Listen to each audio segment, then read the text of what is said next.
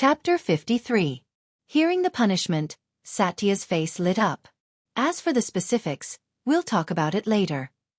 This confused Xiaotaya. Yair Abed. Wuming turned to look at Yair Abed. Yes, Lord Wuming. Wuming took out another ring of Anziwergong and handed it to Yair Abed. Lord Wuming, you. Although he was happy that Wuming gave him the precious ring of Anziwergong, Yair Abed was puzzled. After all, he did not make any contributions. I've decided to leave Nasaric temporarily and head to the other world. So, I've decided to give you this ring to manage Nasaric while I'm away. How can that be, Lord Wuming? You should let my protectors lead the way to the other world, Yair Abed shouted. That's right, Lord Wuming. It's too dangerous for you to go personally, Demiurgos added. Seeing the worried expressions of the protectors, Wuming smiled. There's no helping it. I'm the only one who can traverse worlds with the staff of Anziwergong. At most, I can bring 1 or 2 people. So, I can only be the vanguard. Of course that was a lie. The staff of Anziwergong only had the ability to bring people. Traversing worlds was Wuming's ability as the origin dragon.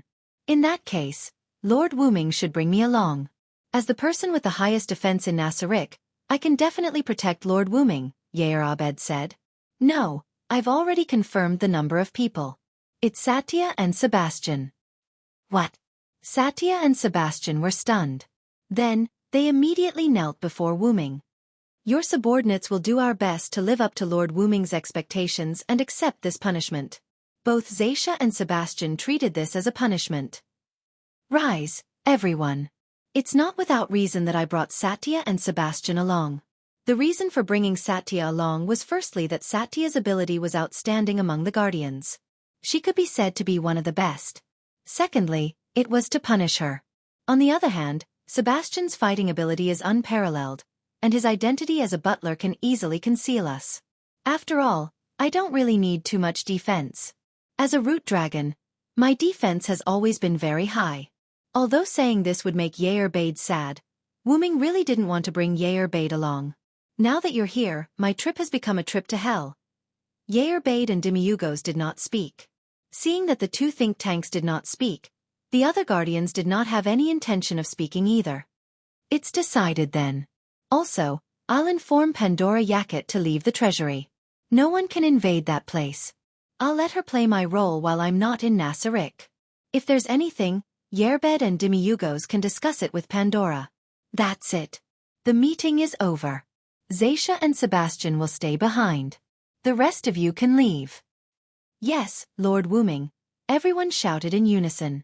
Before Yairbed, who was the last to leave, left, Wuming said, I hope you can use this ring well. I hope you can make good use of this ring. When I return, I will see a more perfect Nasaric. Just like that, Yairbed left with an excited expression. Wuming exhaled and looked at Zaisha. In that case, Zaisha, you have to be prepared to stay in the staff of Ainz-Ergong for a long time. Go and prepare your bed. Huh? A moment later, Zaisha left the meeting room with an indescribable expression. Sebastian, you might not be able to see Kialiai for a long time. Forgive me for breaking up your reunion with Kialiai, Wuming said apologetically. How could that be? Master Wuming, to be able to serve by your side, let alone a punishment in my opinion, this is the best reward for me, Sebastian Dean, Sebastian said solemnly. Well, I'll give you some money. Go shopping with Kialiai and buy something. Let her enjoy the days with you first. This is also my greeting to the new member of Nasaric. With that said, Wuming took out a bag of gold coins and put it in front of Sebastian. Thank you very much, Lord Wuming. Sebastian put away the money bag and bowed to Wuming. Go, I'll inform you when it's time to leave. It should be in 5 days. Yes, Lord Wuming. Click. With the sound of the door closing, Wuming was the only one left in the meeting room. Well, it's time to meet Pandora. Teleport. Wuming activated the ability of Anzi-Ergong's ring and arrived in front of the treasure vault. Walking into the treasure vault, Wuming came to a room similar to a luxurious living room. On the sofa in this room, a skeleton wearing a gorgeous blue-black mage robe was sitting on it. It was a dead mage. Who will it be this time? Pandora Yakut's race was a double phantom, which was the same race as Annabelle. However, Annabelle's race was only level 1, which meant that she could only transform into one appearance, which was Annabelle's current appearance. Pandora Yakon's race ability was level 41, which meant she could transform into 41 appearances. Because of Pandora's special skill, the appearance Pandora transformed into could have 80% of the original's ability. Pandora's current appearance was one of Anzi Ergong's 41 players, and Pandora's 41 targets were Anzi Ergong's 41 players. If she wanted to transform into another person, she had to give up one of the 41 players she had cloned. However, Wu Ming asked for a spell to make up for the double phantom transformation ability in the uninscribed spell book. Using a special spell to record the character's information that had been cloned and save it on a special paper, so that the character's transformation ability could be transferred from one's own skill to a special container, and then continue to copy other characters' information to transform into that person's appearance. Wu Ming, on the other hand, had already prepared the special paper. "Oh, Lord Wu Ming, welcome." The appearance of the dead great magician in front of him gradually changed, turning into a strange humanoid with completely white skin, wearing a German military uniform and a military cap. He had no facial features. In the position of the facial features, there were some holes as the representation of the facial features. "Pandora, I have something to tell you." After briefly explaining Wu Ming's idea and the special paper Wu Ming took out, Pandora instantly understood. "Understood. Lord Wu Ming, leave it to me, I will turn you into a hero." "Don't worry." Looking at Pandora, who was performing a German military salute, Wu Ming was a little helpless. "Don't act like you're a real hero. Try not to interact with others. It's best if you're unpredictable. I'll pass on the memories and conversations of acquaintances to you. Do your best. I know you can do it. In Nasarik, your wisdom is no less than Demiurgo's." "Understood. Lord Wu Ming." Looking at Pandora, who was making a strange sound and performing a military salute, Wu Ming couldn't help but think. Am I doing the right thing? Chapter 54. After telling Pandora everything, Wu Ming left the treasury. Back in the conference room, Wu Ming decided to read the uninscribed book more. After all, it will automatically record the magic of the world. After reading the book in the conference room for a few days, Wu Ming closed the book and stretched. "I'm so tired. Although I don't have to eat, I still have to sleep." With that said, Wu Ming used the ring of Ain's Wugong to go to his bedroom. Lying on the bed, Wu Ming recalled everything he did in this world. "I'll tell them the truth. I'm not the Supreme Lord they used to be loyal to." After all, Wu Ming also indirectly deceived the Guardians. Even if the Guardians didn't care, Wu Ming still felt uncomfortable. After all, I'm the root dragon. How can I do such a thing? It's a disgrace to my bloodline. After thinking about it, Wu Ming shook his head again. Of course not. If I tell them the truth, with their sense of justice, they might take revenge on the Supreme Lord who abandoned them. Well, I still have to think about it carefully. After a while, Wu Ming's door was knocked. "Come in." "Sorry to disturb you, Wu Ming, Sama." The succubus in a white dress walked into Wu Ming's bedroom. Yeah, Erbel, what are you doing here?" In short, Wu Ming still couldn't deal with this crazy woman. "It's like this, Wu Ming, Sama, because of your actions in this world, the Guardians and I have specially provided you with some items that may be useful." Erbel stretched out her hand, and a dark purple ripple appeared in the air. That ripple can be understood as a backpack, which was the storage space for items in the game. Erbel took out a backpack from it. The moment she took it out, Wu Ming recognized it. It was an infinite backpack. Wu Ming took it and checked the items in the bag. "Really, I've already taken some useful items from Nazarik's treasure vault. Let's do this." Wu Ming took out some items that he didn't have or didn't have the same effect as Erbel. He opened a golden hole in the air and put those items inside. As for the remaining items in the infinite backpack, Wu Ming threw them back to Erbel. That golden ripple was an extension of Wu Ming's space noble artifact, Dragonist, Dragon's Nest. Previously, Wu Ming could access items from Dragonist in an instant, but it wasn't suitable for storing or retrieving a large number of items. Therefore, Wu Ming learned the Guardian's skill of opening backpack and developed this skill. "I'll take some items that don't have the same effect as me." You can divide the rest among the guardians or the anti-theft treasure vault. Anyway, I won't touch it again. Wu-ming waved his hand and said somewhat willfully. Yes. Wu-ming, Sama. Yeah. Belle was taken aback at first, then she showed a smile. Well then, I'll take my leave first, Wu-ming, Sama. When Belle was about to leave, Wu-ming stopped Belle. Wait a minute, Belle. I have a question. Wu-ming said awkwardly. What's the matter, Wu-ming, Sama? Is there a problem that I, as your subordinate, can solve? Belle looked at Wu-ming. And I'm saying if, I'm not the Supreme Venerable you served before, but just a Supreme Venerable who came in after the other Supreme Venerables left, what do you think? Wu-ming asked a little guiltily.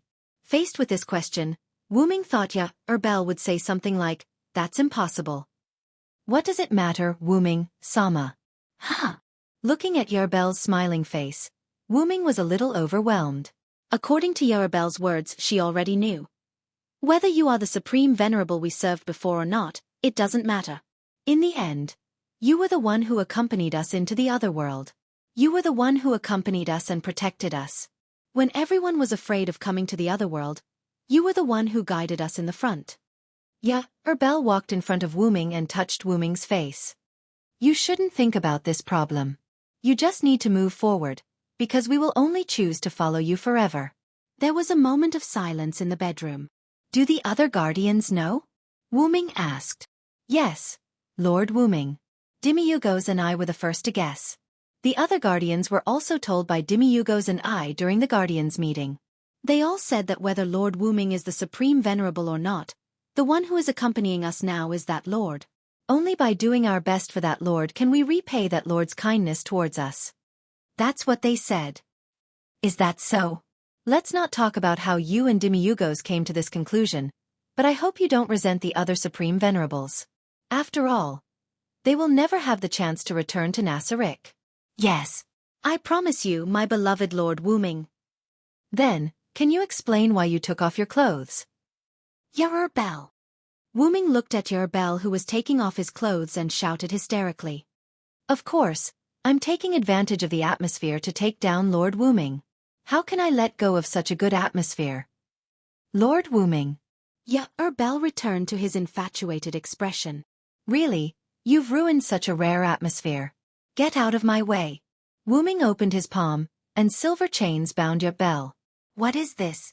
Damn it, don't disturb me and Lord Wu-ming's happiness. Wu-ming smiled as he looked at Belle, who was struggling on the ground but was unable to break free.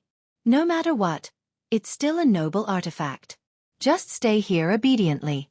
Once the magic power of this skylock is exhausted, it will automatically disappear. That's it, goodbye. Wait! Lord Wu-ming. After that, Wu-ming used the ring of Anziwergong to teleport out of the bedroom, leaving only Belle, who was crying. On the 9th floor corridor, Wu-ming walked and muttered to himself. Seriously, to think that I was so vexed. In the end, all the guardians know about it. As he walked, Wu-ming found himself in the corridor of the conference room. Demi-Yugos? Wu-ming saw Demi-Yugos standing in front of the conference room, looking at who he was talking to. Wu-ming speculated that Demi-Yugos was using message magic to communicate. And Demi-Yugos seemed to be too focused. He didn't notice Wu-ming's arrival for the time being. Until Wu-ming stood behind Demi-Yugos. Lord Wu-ming. I'm so sorry. I didn't notice your arrival. Wu-ming said as he looked at Demi-Yugos, who was kneeling on one knee. It's okay, Demi-Yugos. I don't blame you, including the conversation between you and Cositas just now. I'm so sorry, Lord Wu-ming. Your intention was to let Cositas understand by himself. I really shouldn't have said that. Demi-Yugos lowered his head even more. It's okay, Demi-Yugos. I said I won't blame you. Come in with me. Wu-ming said as he opened the door of the conference room. After Wu-ming went in, Demi-Yugos followed. Chapter 55. Wu-ming sat on the office chair and looked at Demi-Yugos standing in front of the desk. I know, Demi-Yugos, you can understand my thoughts, and I am very satisfied with your way of helping your companions, so you don't have to blame yourself. Thank you for your magnanimity, Wu-ming. Sama. Demi-Yugos bowed. So, how is Cocytus's progress? Wu Ming asked. Cocytus has just finished his first attack, and there is no doubt that he was defeated. Well, I think so too. After all, the soldiers I gave to Cocytus were all mindless soldiers that were automatically produced by Nasaric. If they could win, I would be surprised by the lizardman's strength. Wu Ming continued. Demi-Yugos, tell Cocytus that I want to watch the battle between him and the lizardmen. He is allowed to fight, but only one person can fight. Yes, Master Wu Ming-sama. Demi-Yugos began to use message to contact Cocytus. When he was free, Wu Ming stretched out his hand and took out the staff of Anziergong from the golden ripple. Remote perspective mirror. It was a special intelligence magic that could see the scene in the distance, and it could penetrate some anti-intelligence magic. Master Wu Ming-sama, I have already informed Cocytus. Well, sit down and watch together. Yes. Soon, Cocytus won. After all, those lizard men were not even level 50. How could they win against Cocytus, a level 100 warrior? I'm going to the scene to see. Do you want to come, Demi-Yugos? It's my pleasure, Master Wu Ming-sama. Portal. The black and red ripple door opened, and Wu Ming and Demi-Yugos walked in. Wu Ming came to Cocytus's side and looked at the few lizardmen's bodies on the scene. Wu Ming praised. It's a wise choice. After all, when they knew that the other party wanted to subdue their race, they didn't need to send out all of their combatants because if all of them died, it would be a disaster for their race. Sir Wu Ming. When Cocytus saw that it was Wu Ming, he knelt down on one knee. Well done, Cocytus. Thank you for your praise, Lord Wu Ming. Since we've conquered the lizard men, it's time for us to return. After saying that, Wu Ming wanted to leave. Lord Wu Ming, I have a request. Wu Ming looked in astonishment at Cocytus, who was kneeling on one knee and bowing his head. Say it. If it's not a big problem, I'll agree to it. Thank you, Lord Wu Ming. I would like to request that you revive the lizard men. Oh, may I know why? Because they are all warriors with some strength, I think they can serve Nasaric. Don't you think this reason is far-fetched, Cocytus? After saying that, Wu Ming didn't look at Cocytus, who had his head bowed, but looked at Demi-Yugos who was beside him. Wu Ming's meaning was very simple. Demi-Yugos asked Cocytus to ask for help from Wu Ming. Demi-Yugos immediately understood and shook his head lightly. Wu Ming understood and reached his hand into the golden ripples. He took out a short staff with an emerald head and an ivory body and threw it to Cocytus. This resurrection staff is for you, Cocytus. Although it can be used a limited number of times, reviving these lizard men shouldn't be a problem. Thank you, Lord Wu Ming. Then, with Cocytus's grateful voice, Wu Ming returned to Nasaric. Demi-Yugos didn't follow him back. He stayed behind to help Cocytus use the resurrection staff. As a warrior, Cocytus couldn't use any staff-type items. He sat on the office chair and looked up at the ceiling. So, the things in Nasaric are almost done. Wu Ming heard the magic bell, and he put his hand on his ear. What's the matter? Lord Wu Ming, 2 humans broke into Nazaric's spirit temple. Nazaric's spirit temple. Because Marley had set up an illusion magic circle, no one should be able to break into Nasaric. But, I'm right, little Kaji. I told you it was here, but you didn't believe me. The speaker was a woman wearing a black cloak with short blonde hair and a smile on her face. Humph. I'm warning you again, don't call me that. It's normal for this place to be strange. After all, such a large tomb is wrapped in an unknown illusion barrier. If you hadn't stepped into the hero domain, even if you had seen this place before, you wouldn't remember the location of this place. The other was a middle-aged man with skin as pale as a corpse's. He wore a dark red mage robe and held a magic staff and a dark gray pearl. He didn't have a single strand of hair on his head, whether it was a beard, eyebrows or hair, he didn't have any. Understood. Then, is our Lord Kadjit worthy of knowing what happened to the cult nation? I don't know if the theocracy provoked those dragon kings. Not only the capital's main church was destroyed, but even the 6-color holy scripture suffered heavy casualties. I hope they're all dead, so they won't chase me anymore. Okay, let's go, Clementine. The orb of death told me that there is a huge amount of death energy under this tomb. As long as I can get that energy, I can complete my ritual. After that, The man named Kaji began to move toward the entrance of the spirit temple. "Stop, you two." A young man's voice came from the entrance of the spirit temple. Both Kaji and Clementine's faces changed.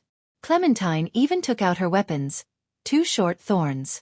After all, that place was mysterious, and it was always right to be careful. Wuming slowly came out of the shadow and looked at Kaji and Clementine. "You two can come in because I opened a hole in the barrier. After all, there are people who want to come in all day long, so it's better to invite them in early. Don't you think so, Kaji, Clementine?" Wuming crossed his arms and looked at the two with a happy face. "Hey, is it because of the conversation just now, Clementine? Get ready to retreat." Kaji's face became ugly. "I will do it even if you don't say it. This man is too scary. He has been exuding a terrifying aura." Clementine whispered. "I advise the two of you not to move around.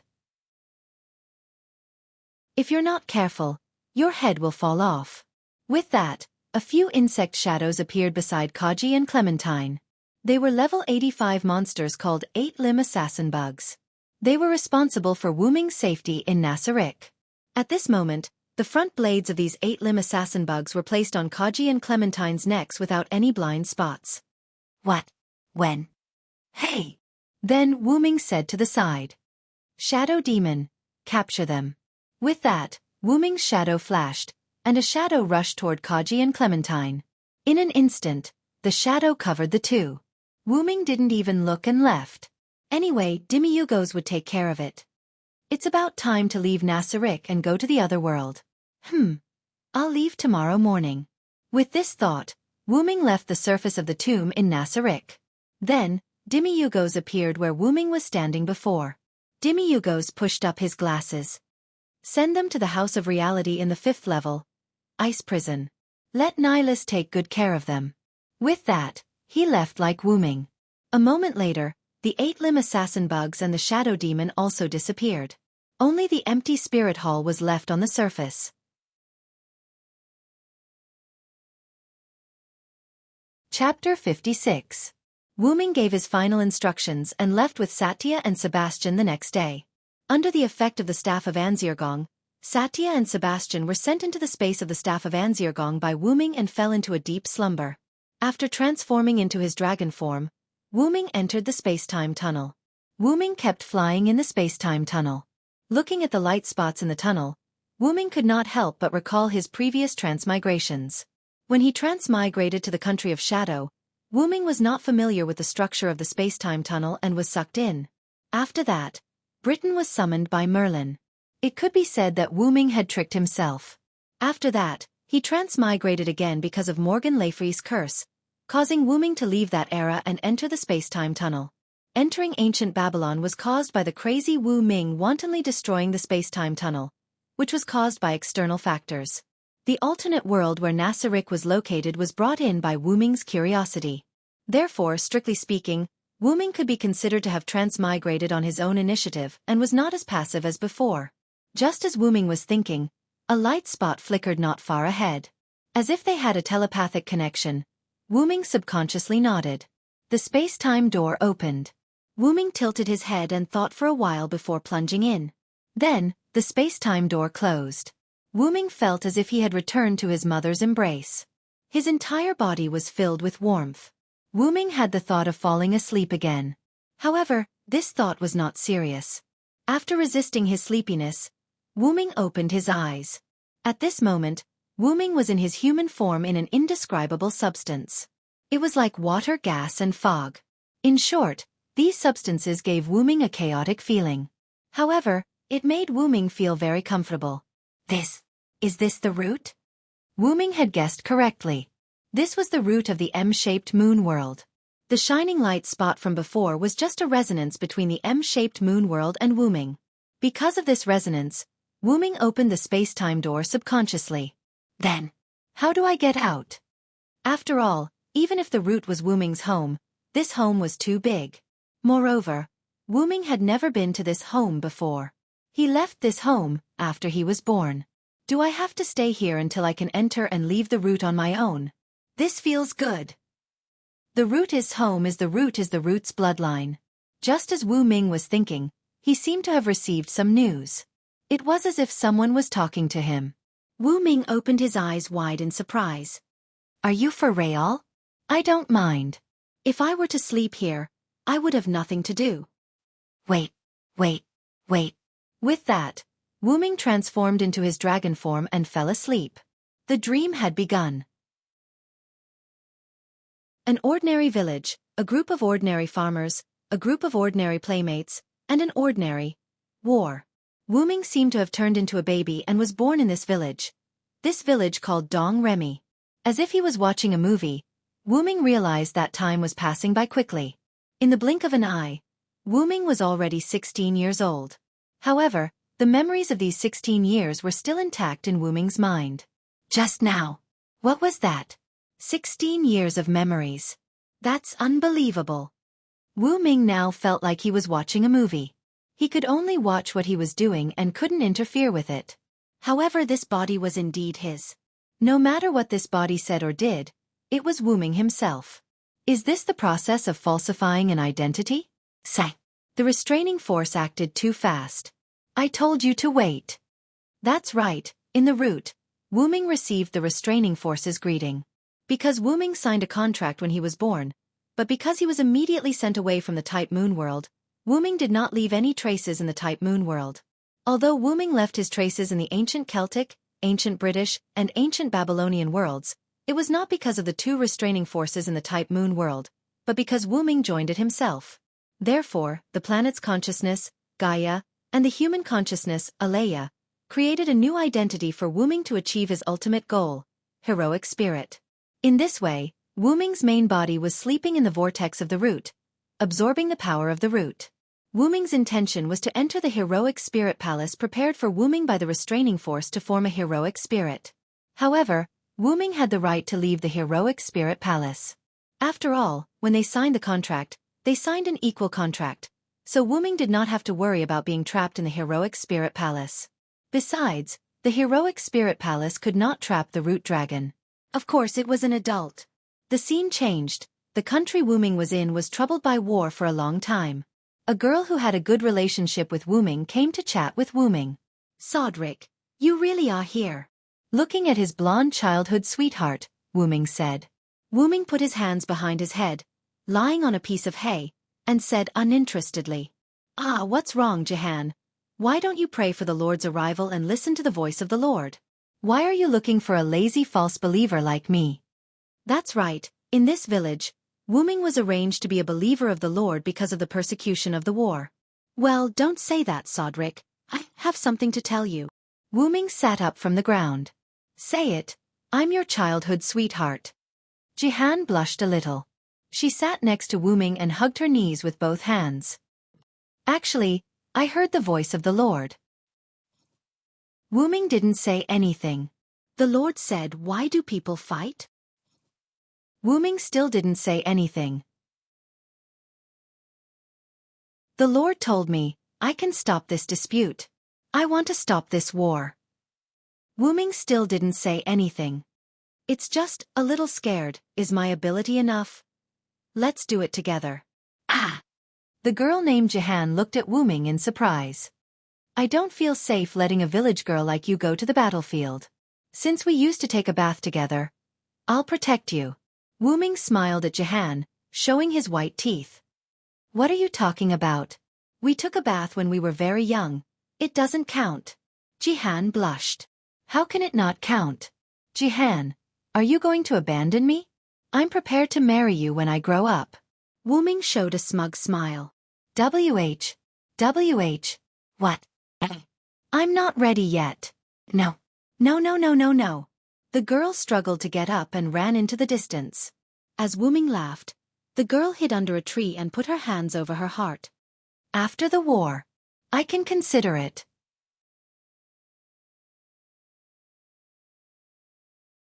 Chapter 57. After that, the boy and the girl left the village and headed for an important city in France. After a long and dangerous journey, the boy and the girl became a member of the army. The girl got the command of the army because God's revelation was verified. With the help of the boy's wisdom and advice, the girl won one battle after another. In the end, even without the boy, the girl kept winning. And because of the boy's outstanding military talent and powerful force, soon, his status in the army rose and caught up with the girl. In this way, King Charles VII, who was helped by the girl and the boy, divided the French army into two parts and gave them to the boy and the girl. In this way, in less than 2 years, most of the invaders were driven out of France by the efforts of the boy and the girl. The people called the boy Celestial General Sodric, and the girl Saint Joan. And when the invaders were driven out, the girl was captured and slandered as a witch. The British authorities decided to execute the girl in Rouen, France, by burning her at the stake. After the boy failed to get the support of the French nobles and the king, he left the army and went to rescue the girl alone. When the boy came to the execution ground, the girl was already deep in the sea of fire, and the boy directly rushed into the sea of fire and hugged the girl. In the end, the boy and the girl were burned together. Only then did France manage to drive out all the invaders from England. The French king conferred the title of a general to commemorate the boy's achievements. And the girl, after being slandered as a witch, was canonized as a saint in Vatican City hundreds of years later. At this moment, the boy opened his eyes with tears in his martyr's palace. Jihan. As if it was just a moment ago, Wu Ming's eyes were still filled with tears. As if it was a long time ago, Wu Ming's eyes were full of confusion. Seriously, if you want to make history a mere figurehead, then so be it. Why did you give me such an annoying identity? Wu Ming wiped the tears from the corner of his eyes. I said before that I won't cry anymore, but I cried again. Wu Ming laughed at himself. But I heard the last sentence clearly, Jihan. All right, let's see if there's any place where I need to be summoned. Wu Ming sat on his seat in the martyr's palace and closed his eyes to sense the surroundings.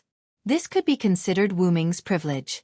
Other heroic spirits could only be summoned passively, but Wu Ming could choose to take the initiative. As for Wu Ming, he only needed an opportunity to appear on his own. Lord, Wu Ming opened his eyes. Yes, that's Jihan's voice. Since he didn't need to pay attention to the heroic spirit's body in the Valhalla, Wu Ming prepared to directly descend his consciousness into the servant's body. Wu Ming's body began to glow. Then, as if he had fallen asleep, Wu Ming closed his eyes. In a certain cemetery, there was a middle-aged man with 3 scars on his face. His name was Lion Jelly. He was a magician and was holding a ceremony. Thy body shall be my life, and my fate shall be thy sword. In accordance with the Holy Grail's request, if you are willing to abide by this principle, then respond.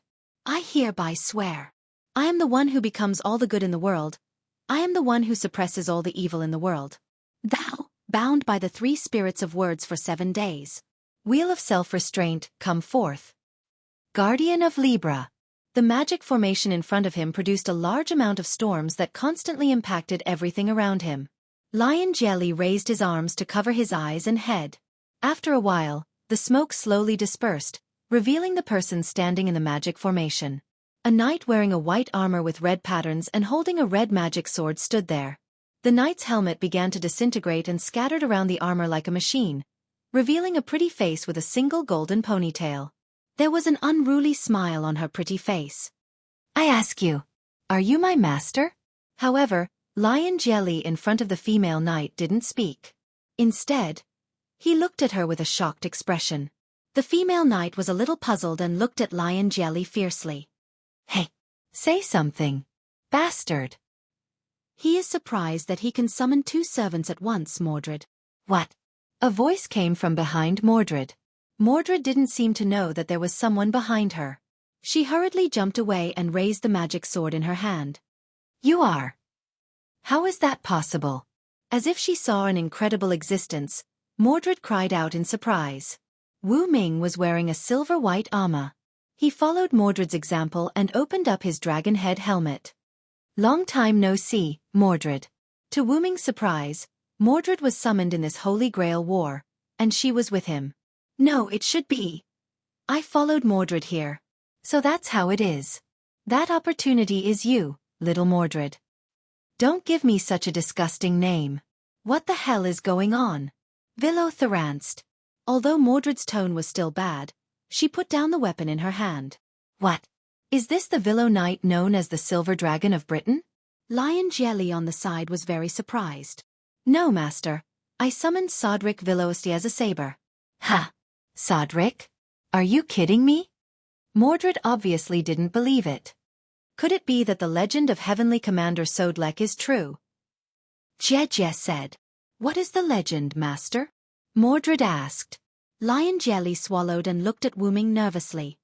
Legend has it that the young Sodlek, who joined the army together with Joan of Arc, became the highest-ranking general in France in less than 2 years with his innate martial prowess and strategic command ability. He was loved and respected by the French people. But Lion Jelly didn't dare to say it. After all, if the person in front of him was really Sodric, it would be taboo. No problem, Master. Please continue. Afterward, Lion Jelly continued. Before joining the army, Sodric was ambushed by the British royal family. In the Alps, he battled with the demonic dragon transformed from the legendary silver dragon of Britain, Vero Sealandhood. Sodric killed the demonic dragon with his bravery and intellect. He obtained the armor and weapons of the demonic dragon's guardian and bathed in the dragon's blood. His physical strength was greatly enhanced and he could block sharp weapons with his body. However, at some point in time, rumors began to circulate among the people that Sodric had been possessed by a demonic dragon and that his body had been taken over. That's why Sodric was burned together with Joan of Arc, who was sentenced to be the saintess at that time. Ha! Are you serious? Hey, who are you? Mordred shouted at Wu Ming. Of course, I am me, Mordred. Villo is me, Sodric is me, and the demon dragon is me. Wu Ming's eyes were glowing red, looking at Mordred and Lion Jelly. Lion Jelly suddenly regretted using the round table fragment as a holy relic to summon. Looking at the situation, he might die before seeing the black servant.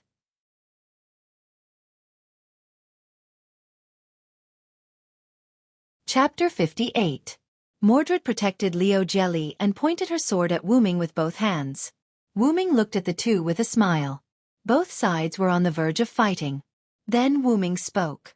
Okay, I'm kidding. After all, the magician behind you is not only your master, but also my master. Speaking of this, Lion Jelly realized that the other party had also been calling him master all this time. Looking at his hand, Lion Jelly exclaimed in surprise. Are you for real? I actually have 6 command incantations. Wu Ming and Mordred both looked at Liu Jelly's hand. Liu Jelly's left and right hands had a red pattern similar to blood clots. Each pattern was composed of 3 lines, and the thickness and shape of each line were different. That is the command seal. Normally, there should only be 3 command incantations, but having 6 command incantations meant that Jie Jelly had 2 servants. Well, for the time being, just think of me as a reincarnated Villo Knight. That's it, please advise me, Master. And you can perceive the connection between us, can't you, Mordred? Yes. Mordred didn't say anything, but she was very unhappy. After removing the sword and armor in a very unhappy manner, he turned around and said to Jie Jelly, My real name is Mordred. Nice to meet you, Master. Then Wu Ming also officially reported his name. My real name is Sodlek. Please take care of me, Master. Please advise me, my name is Liu Jelly. Liu Jelly said helplessly. Let's not talk about the 2 servants you summoned. You actually summoned a knight of the round table in this place. Are you a necromancer? Mordred crossed her arms and said with a look of disgust. Yes, my childhood was accompanied by corpses. Speaking of which, King Arthur's son Mordred is actually a girl. Hey! Master, you'd better not say that word, otherwise, I don't know what Mordred will do. Wu Ming interrupted Liu Jelly. Looking at Mordred, who was looking at him coldly, Liu Jelly swallowed his saliva. I know. So, what is your wish? Liu Jelly first looked at Mordred. Of course, I want to challenge you to pull out that sword, but I think with my qualifications, I will definitely pull it out. Mordred said with a proud face. How is that possible? Wu Ming accidentally laughed. What did you say? Villo. Believe it or not, I'll kill you. After saying that, Mordred was about to condense a sword and slash at Wu Ming. The position of king has already been decided.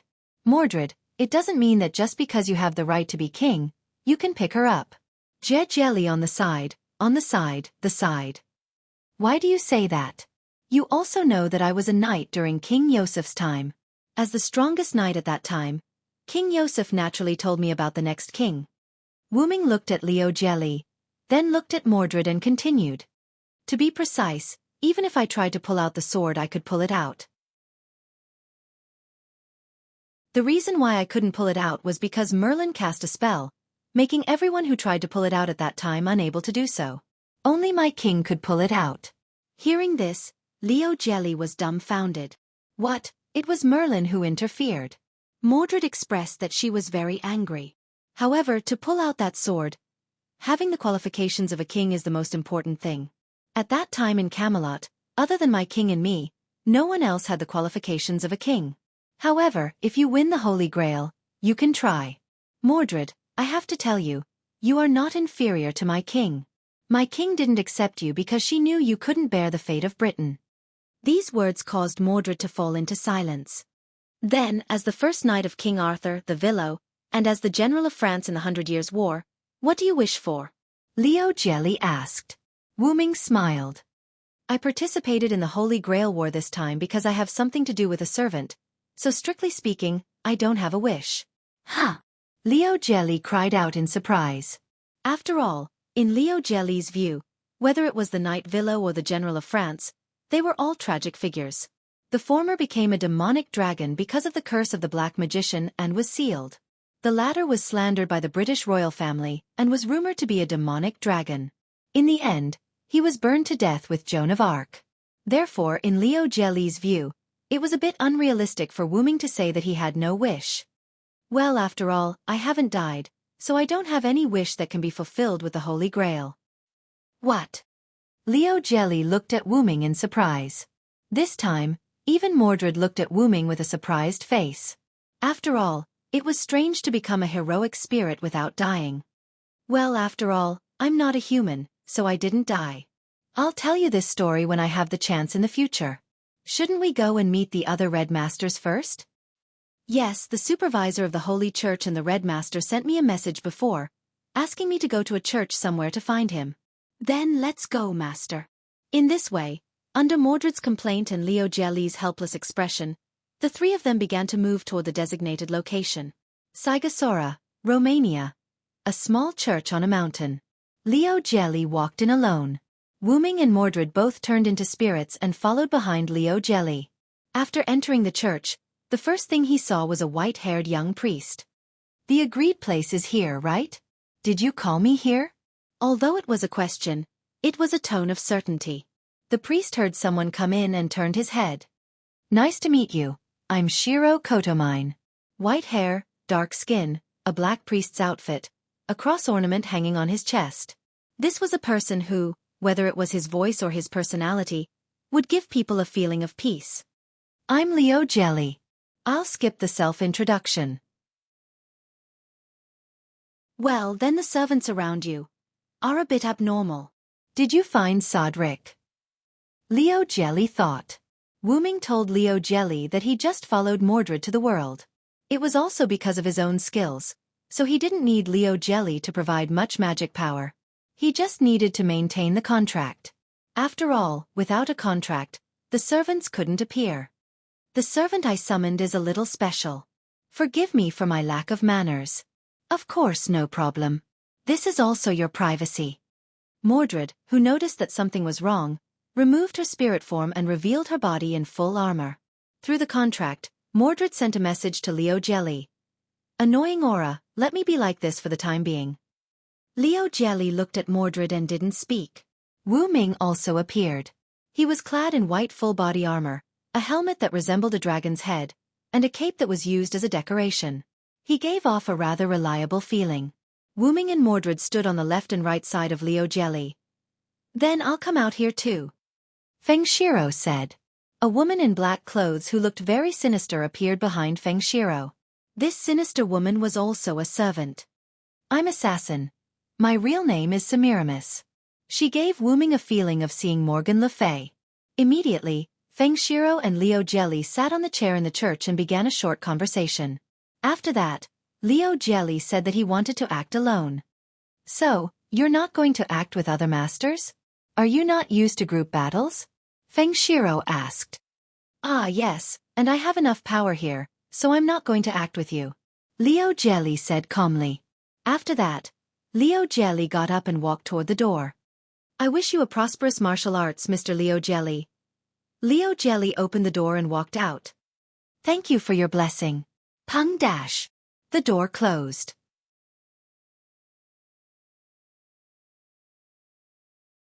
Chapter 59. After walking out of the church, Wuming and Mordred entered spirit form. How is it? Did he chase after us? Liu Jelly asked. No, but you can rest assured, because this guy is super strong. Mordred conveyed her words to Liu Jelly through the contract. You really think highly of me, Mordred, Wuming teased. Although I don't want to admit it, if this guy still has the power of a knight, we will win this Holy Grail war, Master. Oh, although I know that King Arthur's first knight is really powerful. Saber? Is Sodric really that strong? After all, from the conversation with Liu Jelly, he knew that the number of times the knight Villo in King Arthur's history was not many, and he was basically the commander. Of course, Master, this guy can be said to be in existence that even my father may not be able to defeat. Although I don't want to admit it, the Villo is indeed the strongest in Britain. Looking at Liu Jelly's shocked expression, Wuming said. Well, let's not talk about the combat power first. After all, I came as the French General Sodric, so it is inevitable that there will be some differences in ability. Is that so then? This name is a problem, both of you are Saber. Master, please call me General. General? That sounds like the French word for general, right? All right, I'll call Sodlek General from now on, and Mordred Saber. Why? I also want a different name. Sure enough, Mordred is still a child, Wuming thought. Let's not talk about this first. Why don't you stay, Master? Mordred asked. Liu Jelly was stunned, then said, Didn't you two not want to stay? The minority obeys the majority, so let's leave. After all, he's a servant with Queen Mother's aura, which means he's not someone you can trust. Mordred said angrily. Mordred is right. Semiramis is not inferior to Morgan Le Fay in terms of methods, intelligence, and ruthlessness. It was because of Morgan Le Fay's scheme that I revealed my true form. So, General, your true identity is a dragon. Liu Jelly was a little surprised. Yes, Mordred, you should know that King Yusef and Merlin once summoned the legendary dragon, and that was me. No way. Are you for real? That legendary dragon that has never appeared before is you. Mordred couldn't remain calm anymore. Of course, after I transformed back into a dragon, due to Morgan Le Fay's curse, I, who was unable to transform into a human, was corrected by history and brought away from that era. That's true. As a top-level fantasy breed dragon, it should be impossible to live in King Arthur's era, unless it's a sub-dragon or something like that. Liu Jelly touched his chin and analyzed. After all, Wuming's dragon form was mysterious in that era where the gods had passed away, so it was naturally excluded by the era. Unfortunately, Wuming was the root dragon, so the era couldn't do anything to Wuming at all.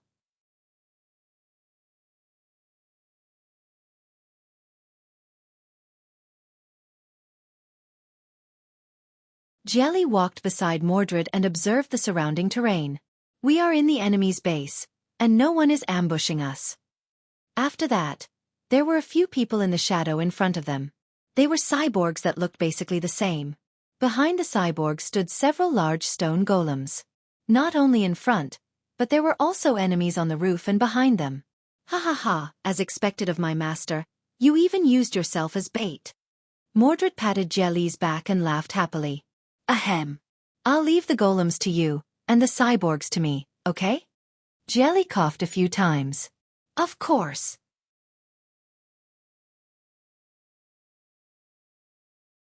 Chapter 60. At night. After separating from Leo and Mordred, Wuming embarked on a journey to find Joan of Arc. I always feel that there's something wrong with that priest, as if he saw through me. Wuming walked on the road, thinking about what happened in the church just now. Forget it, the most important thing now is to find Jean. She must have appeared as the ruler. Since it's a daily routine, she will definitely come here, Tulifas. What I need to do now is to set up some detection magic. Wuming couldn't help but show a proud smile. Fortunately, Dragonist also descended into this body as a noble phantasm. After finding a hidden place, Wuming opened Golden Ripple, reached into his hand, and took out a large number of scrolls. I remember Yarel and the others gave me a scroll with reverse detection magic. Sure enough, after picking and choosing for a while, Wu Ming found the scrolls. That kind of scroll could block the opponent's detection magic, which was the so-called false eye with the ability to see through the truth. Wu Ming planned to set up that kind of scroll in many places. Well, although there are many skills in the game that can detect this kind of magic, I believe that unless it's a servant's special skill, it's impossible for a magician to detect this kind of magic. Then, Wu Ming began to run all over Tulifas. Fortunately, Wu Ming had the skill magic, otherwise, it would be unrealistic to set up those scrolls in one night. After all, the servant's body also limited some of Wu Ming's skills.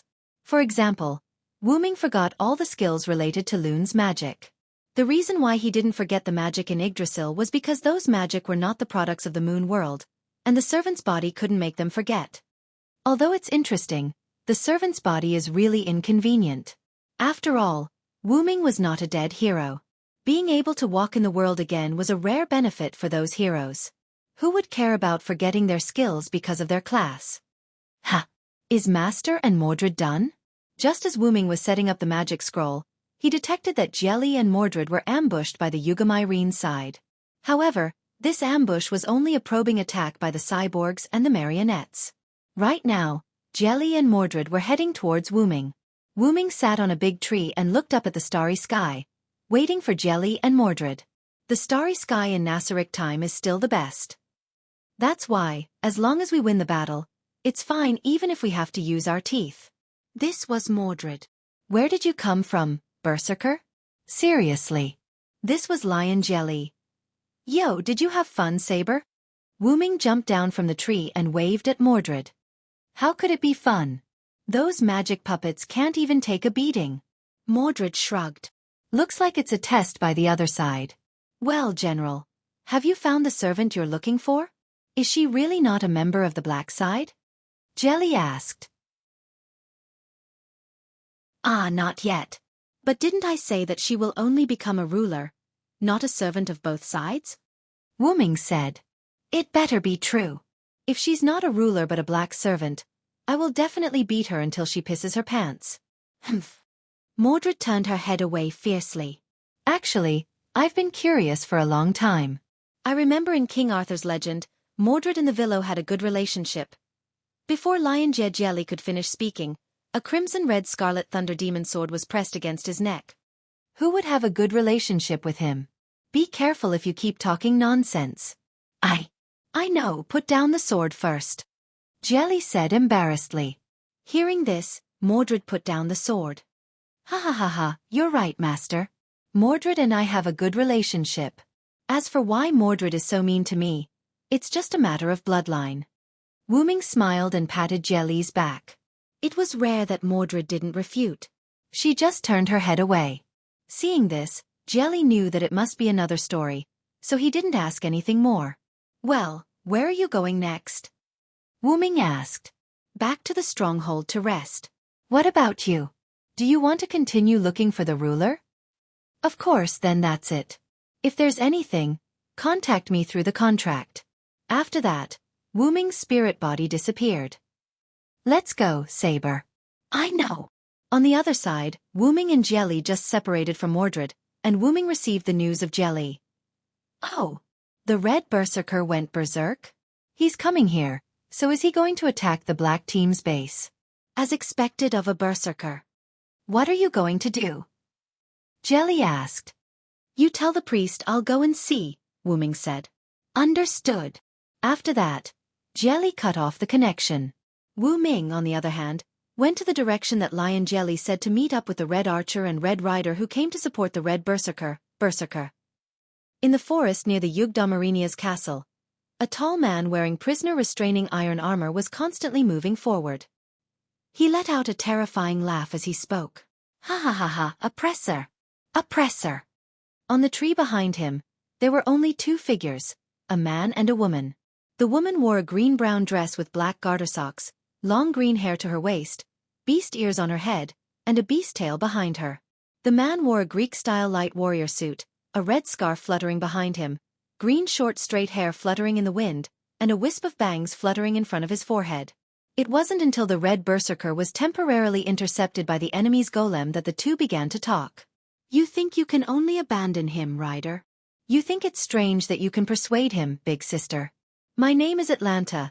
Don't call me big sister, Achilles, the woman who claimed to be Atlanta said. This is just a more intimate name. Don't mind it. In this regard, the person called Achilles just smiled. Then, Achilles stopped laughing and said, "Since there's a chance, let's see those guys from the black team." "Well, but if this guy uses noble phantasm, retreat immediately," Atlanta said. "Understood," Achilles said. You are Red Archer and Red Rider. Suddenly, a voice came from behind the two.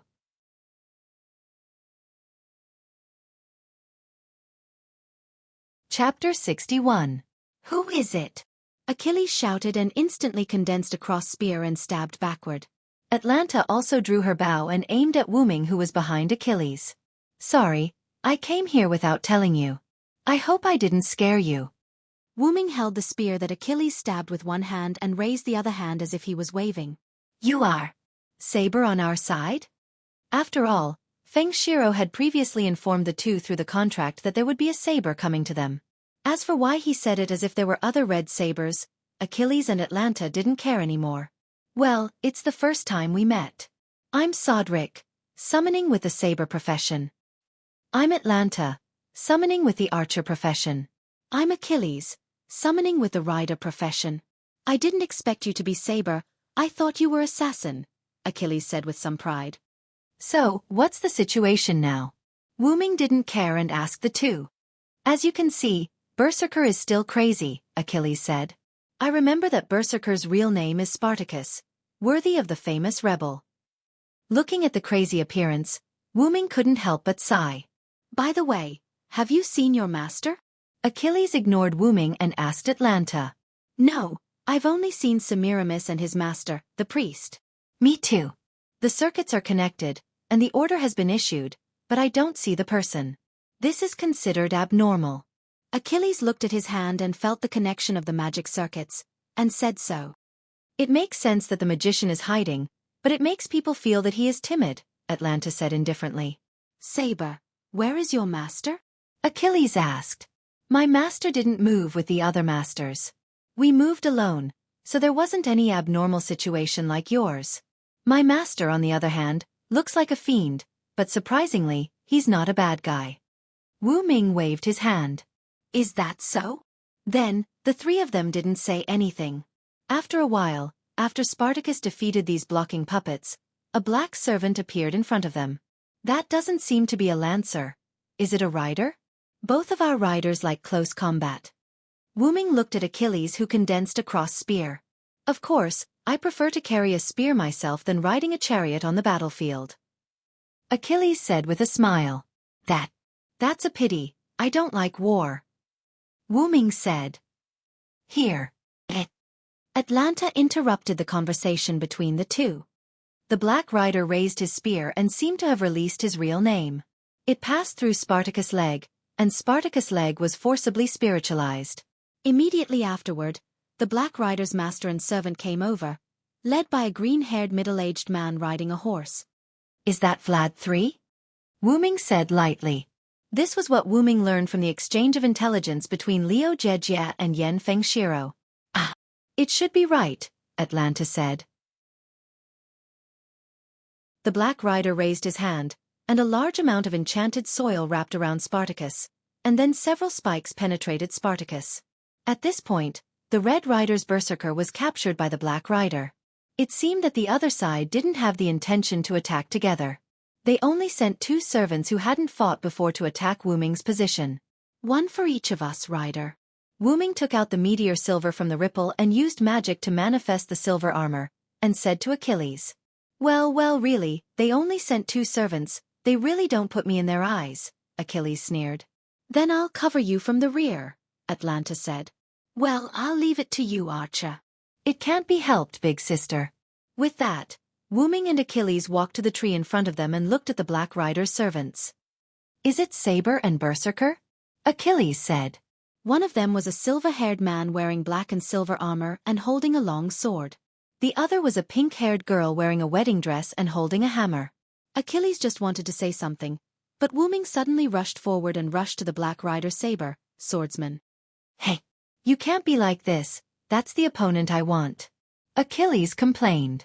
Wu Ming didn't know if he heard it or not, but at this moment, he had already started a hand-to-hand battle with the Black Rider's saber, swordsman.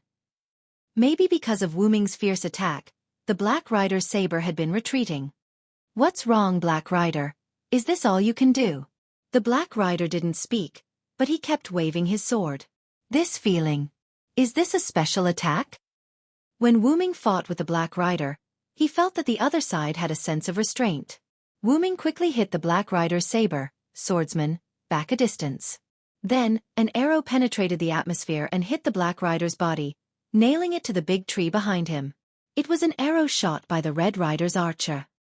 Oh! Hearing the sound, Wu Ming looked at Achilles and found that he was injured by the Black Rider. Achilles was a hero in the Trojan War and had many noble phantoms. Because Achilles was burned by the heavenly fire after he was born, soaked in the river Styx, he obtained an immortal body. Therefore, if you want to hurt him, you must have divinity or god-killing weapons.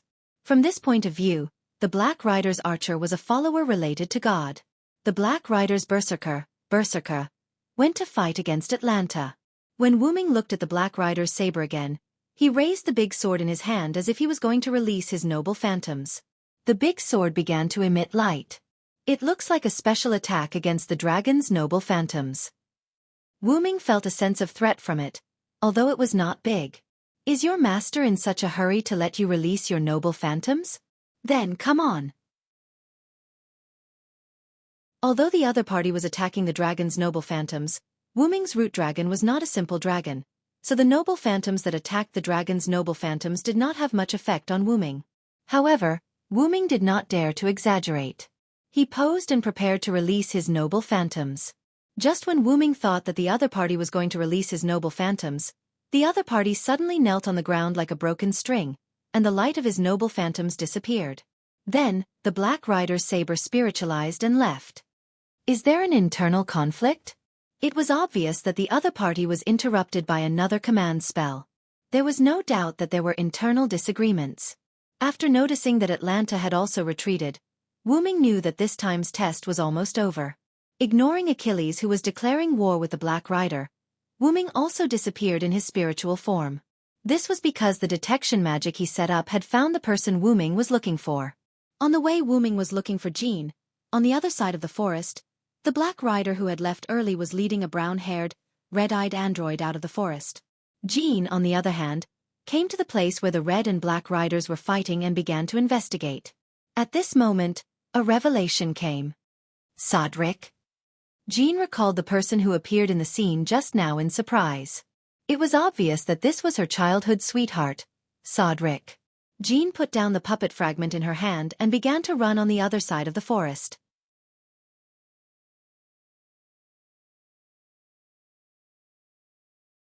Chapter 62. On Wu Ming's side, as if they were discovered, the surrounding soil gathered and formed golems, surrounding the Black Rider and the android, including Wu Ming. Really, I shouldn't have followed you guys.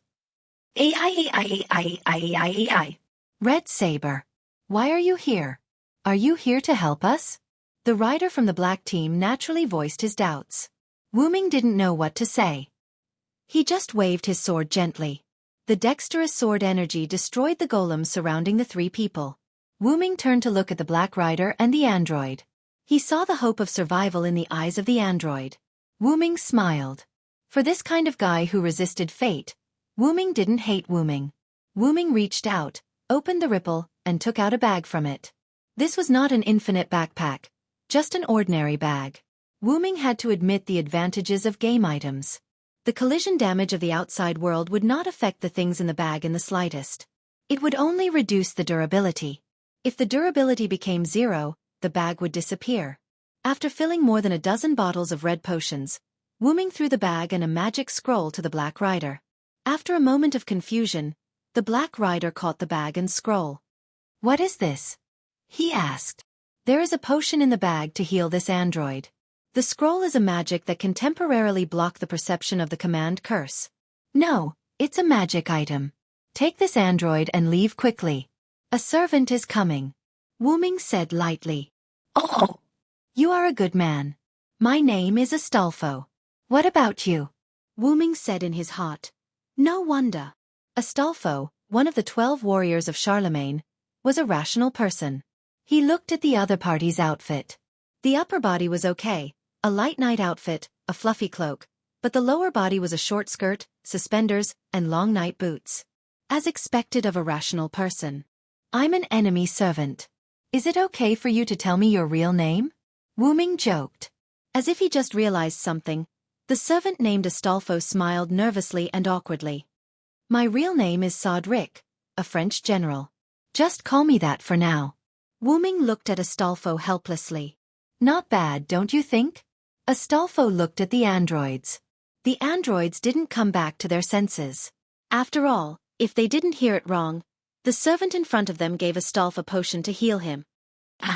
Yes, the android said tiredly. At this moment, a pot-bellied middle-aged man with a black saber caught up from behind. Stop! The middle-aged man shouted. Then, he lowered his head and panted heavily with his hands on his knees. Damn it! Why did you send me to do this kind of task? Gold didn't realize Wu-ming's existence. It wasn't until he saw his servant holding a sword and looking ahead vigilantly that he noticed Wu-ming's existence. Red servant, why are you here? This Gold seemed to be frightened, and he quickly ordered his servant, Quick, Siegfried, take him down. It could be seen that the master's spirit has been greatly stimulated, and he directly exposed his servant's real name.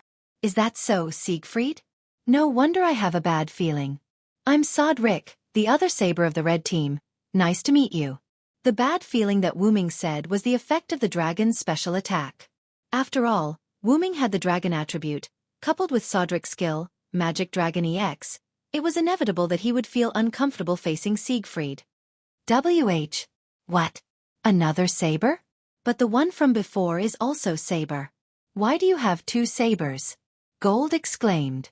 Wu-ming knew that Gold was talking about Mordred, but he didn't say anything and said to Gold. Don't worry, after tonight, I won't participate in the battle between the red team and the black team. I'm an extra servant summoned by the red team, so let me fight with you for the time being. In that case, we'll go first, bye-bye, Astolfo said and began to run to the other side with the cyborgs. What? No, wait. Wu-ming waved his sword in front of Gold, which suddenly scared him. Just stay there obediently. Although I won't attack the masters, I hope that you'll stay there obediently. Damn it! In that case, there's no need to worry. Siegfried, go! He yelled hysterically. Siegfried flew forward, holding his sword, and slashed at Wu-ming. Clang! Wu-ming took out his meteor silver and blocked Siegfried's demon sword. The same silver-white sword, a holy sword and a demon sword, constantly collided with each other like a hurricane. That caused Gold to be sent flying, his head hit a tree, and he fainted. Because of the presence of the master, Siegfried didn't fight too much with Wu-ming, and he paid attention to stay away from the master. Although Wu-ming wouldn't take the initiative to attack other masters, he didn't care about that. Because Siegfried couldn't go all out, but because Siegfried had the attribute of the dragon's special attack, the two were tied for the time being. With a feint, Wu-ming and Siegfried moved away and stood facing each other. You're really like a machine. This sentence made Siegfried's expression waver. The reason why Wu-ming compared Siegfried to a machine was not because Siegfried didn't know how to think, but because Wu-ming could see that Siegfried didn't have any desires. Coupled with the story of Siegfried in the Nibelungen route, Wu-ming said that Siegfried was like a machine. You're a hero, don't you have anything you want to do? Even if you're a machine, you should have a wish. Wu-ming held his sword with one hand and put the other hand on his waist. Siegfried didn't speak, because he didn't know what he wanted to do. Just then, Astolfo came back with the android he took away. Not good. Codric. He's dying, what should we do? Astolfo held the android who was constantly coughing up blood and had fainted, and asked Wu-ming anxiously. Are you an idiot? Didn't I give you the potion to treat him? Forget it, let me take a look. With that, Wu-ming walked towards the two. As he walked, Wu-ming glanced at Siegfried. Think about it, what do you really want to do? What I want to do? My wish. is to make my own decision to do something.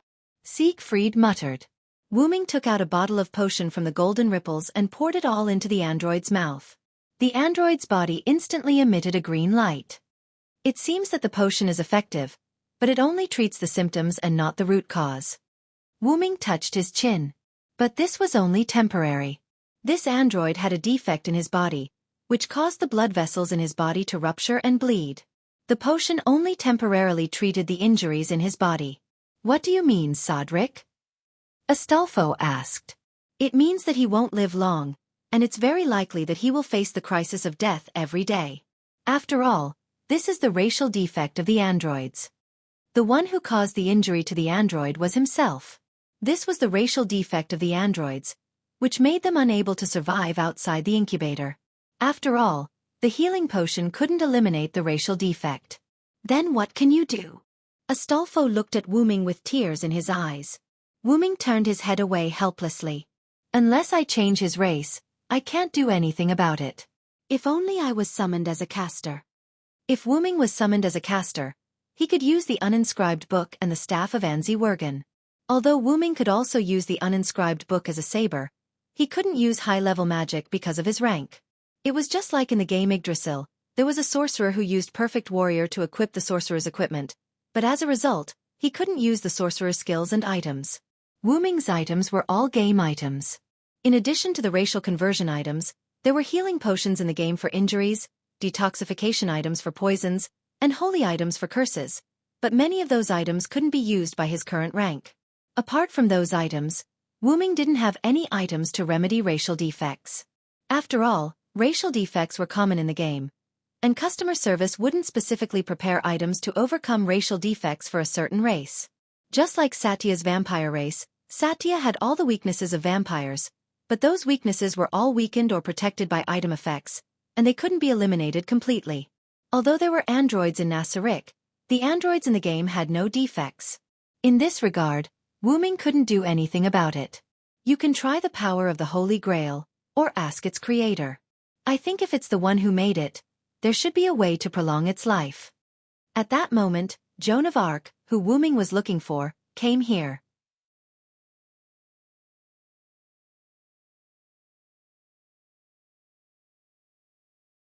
Chapter 63. Jean stood on a stone and watched all of this. After seeing Wu-Ming, Jean said in a trembling voice, "Sodric, is it really you?" "Yo, Jean," Wu-Ming waved at Jean and smiled. A gust of wind blew, and Jean flew over and hugged Wu-Ming tightly. "Sodric, Jean buried her head in Wu-Ming's arms, crying, wanting to say something, but she didn't know what to say. Wu-Ming also hugged Jean tightly. At this moment, no one spoke. After a while, Astolfo raised his hand and said, "Don't hug him, he's dying." Hearing this, Wu-Ming and Jean hurriedly separated. Jean's face was red, and she turned her head away in embarrassment. Wu-Ming looked at Astolfo fiercely, but Wu-Ming also knew the severity of the situation and didn't mean to blame Astolfo. "I have a way to save him." At this moment Siegfried spoke. "You have a way?" As far as Wu-Ming knew, Siegfried didn't have any life-saving items in Song of the Nibelungen, so Wu-Ming asked. "Ah yes, I have a way." With that said, Siegfried put his hand in front of himself. Wu-Ming and others knew what Siegfried was going to do at this moment, and they didn't say anything. Only Jean said, "Please wait a minute." "You can't, Siegfried." With Jean's character and her identity as the supervisor of the Holy Grail War, she won't let Siegfried choose this path. Joan of Arc sincerely cared about the masters and servants of the Holy Grail War. But Siegfried didn't want to listen to Jean. He inserted his hand into his abdomen above his abdomen, avoided the ribs and took out his heart. "This is my wish to help him with my own will." Siegfried took his heart, placed it on the android's chest, and pushed it into his body. When the heart entered the body, it was like an object entering the water surface, causing ripples. "Please, Sodric." Siegfried disappeared, like a hero. Soon, the android with Siegfried's heart woke up. This is..." His red eyes were full of confusion, and he looked at Wu-Ming, Jean, and Astolfo with confused eyes. "You are saved. Siegfried gave you his heart, and now your body has become a normal person." After hearing this sentence, he touched his chest uncertainly, then said very slowly, Can I live? Yes. Now you just need to give yourself a name. I will take care of the rest for you, Fong Xan, Wu Ming said sincerely to him. Later, Siegfried left Siegfried's heart, Siegfried, and the android with Siegfried, left, leaving the unconscious Fried. Soon, someone found the unconscious Fried and took him away. Tulifas. Myrenia Citadel. There were many figures gathered in the hall. Some were servants, and some were masters. Vlad III, who had met Wu Ming once, was sitting on the throne, and next to him stood the team leader of Yugdamarinia, Danik Priestone Yugdamarinia. This was a young man who looked like he was in his 20s or 30s, but in fact, he had lived for nearly 100 years. He had purple pupils and long dark green hair tied into a ponytail with a black hairband. He was wearing a black and white uniform of the Yugdamarinia race and a white cloak. He looked at Fried, who was devastated, and said, So what the hell is going on, Fried Mujik Yugdamarinia? Why did Saber disappear? I don't know. I was in a coma. Why did this happen? Fried seemed to be devastated, and he couldn't speak properly. At this time Blackcaster said, I extracted a trace of the image from the magic crystals on the scene. Can you play it, Avisprin? Vlad III asked. Yes. A voice without a trace of emotion came from under Avisprin's mask. Through the magic projection, everyone saw an incomplete picture, but they already knew the specific reason for Saber's disappearance. I didn't expect Saber to choose to give up her life for the sake of that android. Black Berserker Frankenstein's master, Cowles Fulvig Yugdamarinia, said. In short, the current situation is very unfavorable for us. Although we captured the Red Berserker, we lost Saber, our strongest combat power, Assassin is out of control, and Ryder has defected. The Red Team may also know about our situation, Avisprin said. So, how about using the command spell to recall Ryder? Cowles asked. It's useless, Ryder's magical power is A under the bonus of Noble Phantasm. Even if we use the command spell, there will be 2 of them. It's not worth it at all, Black Ryder's master, Selenikai Esker Yugdamarinia said. I will personally look for Ryder, please rest assured, Patriarch. Okay. Fried, do you have any information about the 2 sabers of the Red Team? Titanic asked. He didn't have much hope, he just wanted to ask. The result was beyond his expectations. Yes. There is information, there are 2 red sabers, and the servant who fought against Ziegfeld before is called Sodlek. Oh, the famous French general, the hero of the nation. Vlad III was obviously interested in Sodlek, who was also a hero of the nation. And he also said, he is an additional servant summoned, and he said that after tonight, he will no longer be our enemy. Fried said nervously. What does that mean? Cowles wondered. It seems that Sodlek's identity is a bit special, but in any case, we have to be prepared. Just like that, in the first night of the short confrontation, the black and red sides ended with both sides suffering losses. On the other side, Wu Ming, Jean, and Astolfo brought the android named Ziegfeld to a warm-hearted farmer's house. Then Astolfo, I'll leave Ziegfeld to you. Okay, leave it to me. Astolfo raised his hand and smiled happily. Remember to use the scroll I gave you, it can temporarily block the connection between you and your master. But remember not to get close to your master, or you will be discovered. Yes. Then, Wu Ming looked at Ziegfeld again. Ziegfeld, now is the time for you to think about how to live in the future. After all, you already have the lifespan of a normal person. I don't know. Ziegfeld shook his head. He, who was born as a magic supply, didn't know what to do at the moment, he just wanted to live. Then think about it, no matter what you do, don't go against your heart.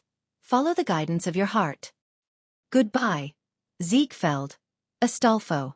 After that, Wu Ming turned and looked at Jean, the 2 smiled and left side by side.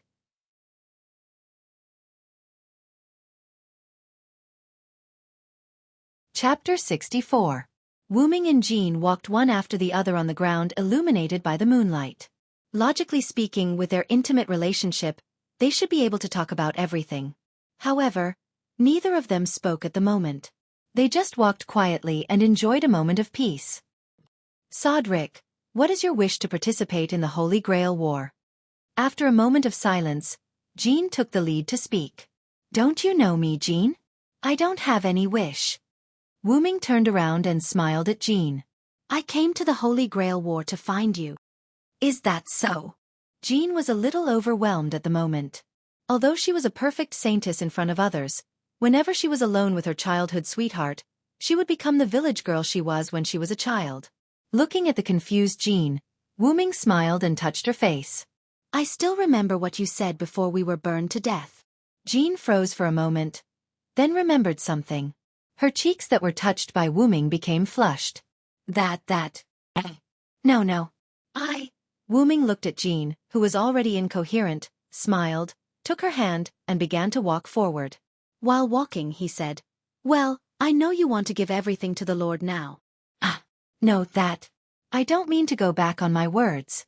Jean lowered her voice. If Wu Ming didn't listen carefully, he wouldn't have heard it. So, when you fulfill your promise to me, then you can give your all to the Lord. Jean was a little overwhelmed. She promised Wu Ming to marry her before, but now both of them have become servants, so marriage is impossible. And Wu Ming asked to fulfill his promise before letting her go, that is to say, yes, I decided to hold your hand all the time and not let go. Although Wu Ming was a scumbag when he said that. Thinking about Artoria, Gilgamesh, and Enkidu in the hands of Wu Ming's original body. Well, Maeve didn't count. Wu Ming only treated her as a little sister. Yes, she was his younger sister. Actually, Gilgamesh and Enkidu could be considered daughters, and only Artoria could be counted as one. However, because Artoria had become a queen, she could no longer be with Wu Ming. In that case, he wasn't really a scumbag. Wu Ming didn't notice that Jean's gaze on him had changed. Why do I feel like you were a scumbag just now? Alas! The adorable saintess actually called him a scum. Was there a mistake? How could that be? It's wrong to think that way. Jean, by the way, you were summoned by the Holy Grail as a ruler. Is there anything unusual? Wu Ming laughed and changed the topic. Well, I originally thought that you were the anomaly this time, but after meeting you, I found that the anomaly hasn't been solved yet. There are other anomalies in this Holy Grail War. Jean replied seriously. If there really is an abnormality, then I think the Red Party Master is an abnormality. My master and I have met a priest before. He is the supervisor of this Holy Grail War and the Red Party Master. However, whether it is me, my master, or Mordred, we all feel that there is something wrong with that priest. Is that so, Soderlek? Where is your master now? I want to ask in person. Jean thought for a while and asked Wu Ming. He is not in Tulifas now. He was entrusted by the Magic Association to deal with the recent serial killings. Wu Ming shook his head. If that's the case, then okay. He will be back in a few days. For now, go on a date with me, Jean. Alas. Early the next morning, Wu Ming took Jean, who had changed into casual clothes, to walk around the town. Because Jean was in the form of a physical body, Jean could not spiritualize, and had the functions of a normal person, such as eating and sleeping. If Jean did not eat and sleep, it would make her tired, so Wu Ming forced Jean, whose face was red, to stay in a hotel for the night. Of course, they booked 2 rooms. In terms of money, Wu Ming took out a few gold coins and exchanged them for some money. Wu Ming and Jean walked on the street and strolled around casually. Feeling Jean's resentful eyes, Wu Ming smiled. Really, Soderlek, you're making fun of me again. Well, you think too much. Stare dash. Okay, I'll treat you to something to eat. Okay, then I'll forgive you. As expected, Jean is still Jean, she hasn't changed at all. Did you say something? Why would I? Let's go, the taste of this shop is not bad. I've been here with my master before. Then, I'll try the food you recommended, Soderlek. Jean smiled sweetly at Wu Ming, then turned and walked into the shop. Wu Ming froze for a moment, then recovered. He smiled bitterly and shook his head. Really, I was fooled by you, Jean. Wu Ming and Jean had a very pleasant breakfast. During this process, Wu Ming and Jean did not realize that the two of them seemed to have returned to the age of 16, before they joined the army. The two of them were immersed in this happy time. But now it was the time of the Holy Grail War. After a while, Wu Ming received a message from Leo. General, are you in Tulifas now? Yes, what's wrong, Master? The serial killings were done by Black Assassin. We couldn't get rid of him. It seems to be some kind of skill or noble artifact. Saber and I can't remember any information about Black Assassin. We only know that he's Jack the Rifleman. I see, Fog Knight's man killer fiend. Then I can understand why you can't remember the information. Then, Wu Ming also had a short confrontation with Black's archer and his master. Saber and Black Archer were both injured, the other side retreated. What about Mordred? She's fine, right? After all, Wu Ming and Mordred had some relationship. It's not a big deal, I've already healed Saber. Also, Father Shiro knows that I'm going to launch an attack on Black tonight. We might be late. If possible, help Red. Sorry, Master, I've already found the person I'm looking for. I've decided to stay neutral. Sigh. So sudden. Well, I won't force you. I'll rush back as soon as possible. Then you can enjoy your peaceful days in the modern world. Ha ha ha, Master, you're so gentle, but don't worry. I'll try my best not to interfere in the war between Black and Red. Forget it. Do as you please, that's it. Lion Jelly disconnected the communication with Wu Ming. Sodric, are you going to give up on the Holy Grail? Jean asked worriedly. My goal has been achieved, plus I was summoned by cheating. As the ruler, you definitely won't allow me to participate in the Holy Grail war anymore, right? That's true. Looking at Jean's worried expression, Wu Ming took Jean's hand. Let's not worry about that for now, they'll only fight at night anyway. You can just be a village girl and go on a date with me during the day. Wait. Just like that, Wu Ming and Jean had a pleasant date. And on the other side, after dinner, Sieg sat in the courtyard in a daze. Yo, what are you thinking about, Sieg? Astolfo jumped out from behind Sieg. Hey, can I sit next to you? Astolfo, who had already sat down, asked. You've already sat down, Sieg said, somewhat at a loss. Sigh. Hee, so, what are you worried about? Astolfo smiled awkwardly. I'm thinking about what Sodric said to me. Sieg withdrew his gaze from Astolfo and continued to stare blankly. That sentence, don't go against your heart. Follow the direction your heart points to? Astolfo said with his finger on his cheek. As expected of the general who saved Fran. Then Astolfo smiled sweetly at Sieg. Yes, he's a hero. So what are you thinking, Sieg? Hearing this, Sieg looked at Astolfo, then touched his chest, feeling the beating of his heart.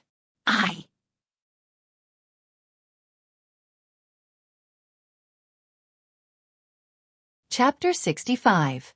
I want to save my compatriots, those androids. Sieg said seriously. Then let's go. Astolfo smiled and pulled Sieg up. Hey! But you will be discovered by your master. Sieg didn't want Astolfo to return to his master's side because Astolfo had been complaining about how bad his master was and how perverted he was. It's okay, and I'm still a servant of the black side.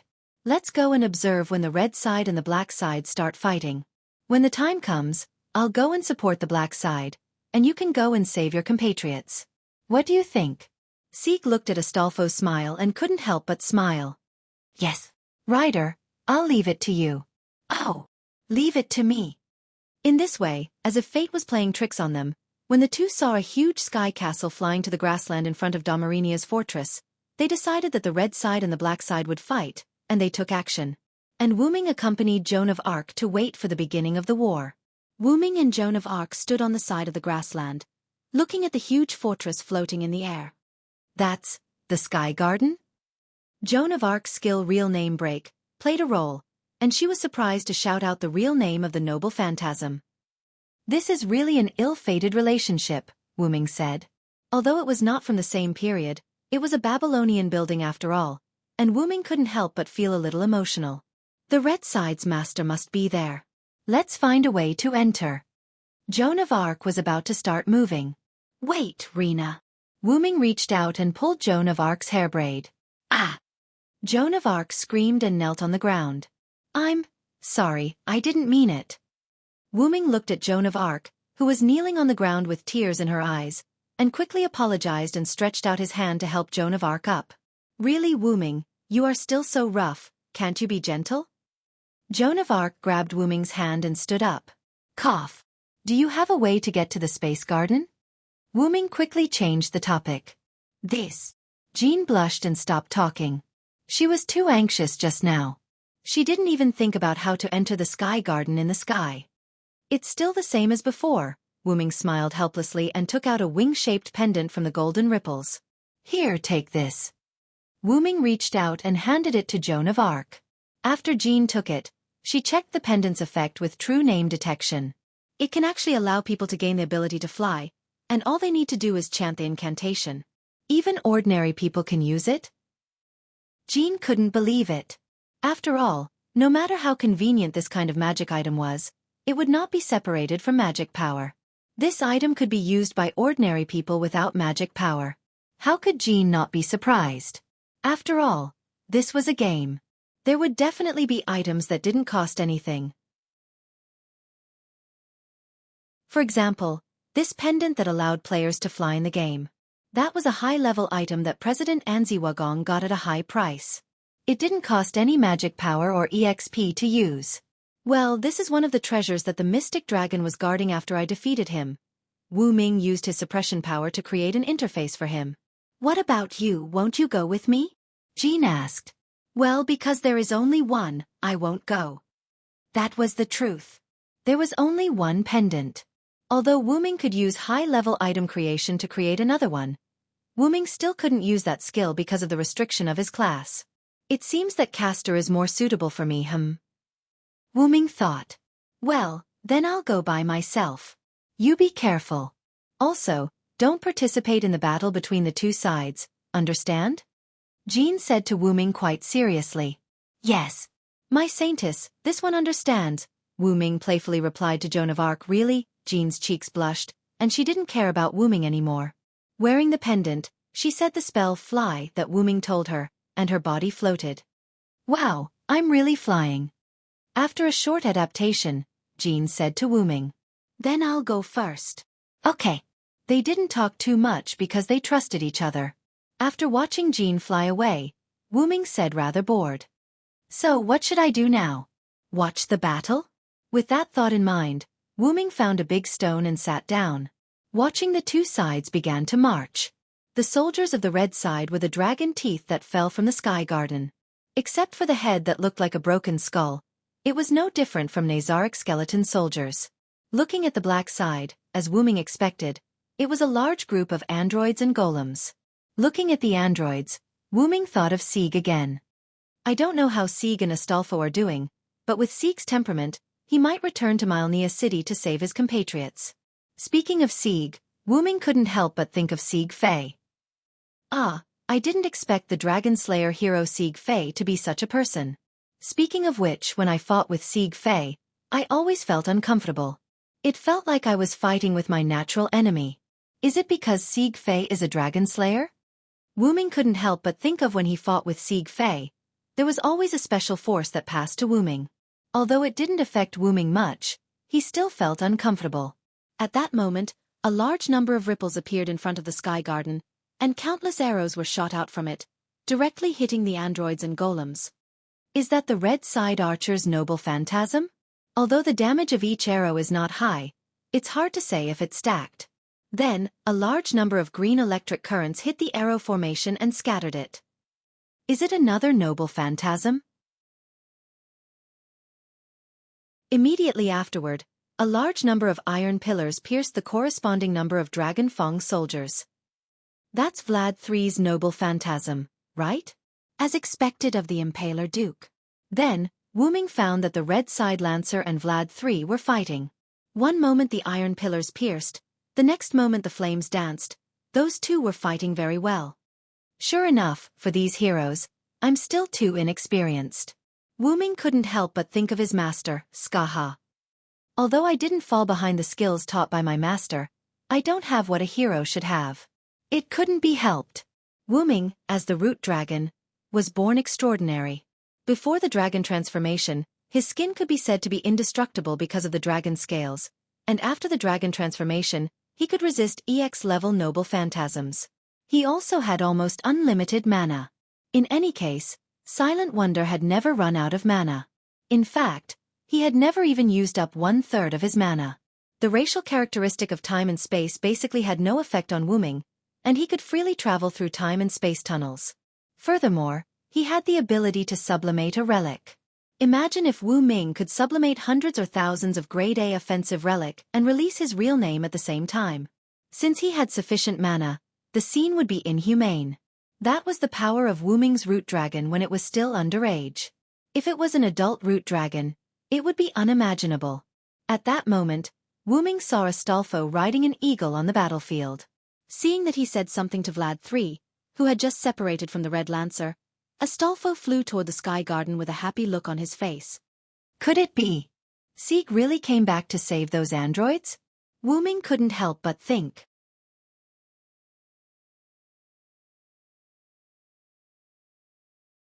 Chapter 66. Sieg and Astolfo began to take action after seeing the battle between the two sides. "Rider, be sure to come back safely." Sieg looked at Astolfo and said. Astolfo nodded heavily, and then rode the eagle hidden in space. Hippogriff. With the cry of an eagle, a creature with the upper body of a griffin and the lower body of a horse flew over. Astolfo leaped up and landed on the eagle's back. "Then I'll go first." Astolfo waved his hand, and the eagle flapped its wings and flew into the sky.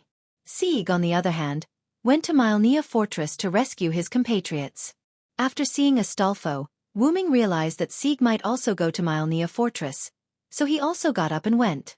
As for what Joan of Arc said about not doing anything to hinder the Holy Grail War, he would do it anyway. Anyway, Joan of Arc would definitely not punish him. Wu Ming thought so and rushed to Mylnia Fortress. When he arrived at the gate of the fortress, Wu Ming saw Sieg treating the injured androids.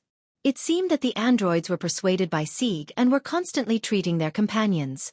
Wu Ming stepped forward without hesitation and said, "Yo, Sieg." Sieg heard someone calling him and looked back. "Mr. Solder Lake, why are you here?" The rest of the androids picked up their weapons and pointed at Wu Ming. Only then did Sieg remember that Wu Ming was still a Red Team follower.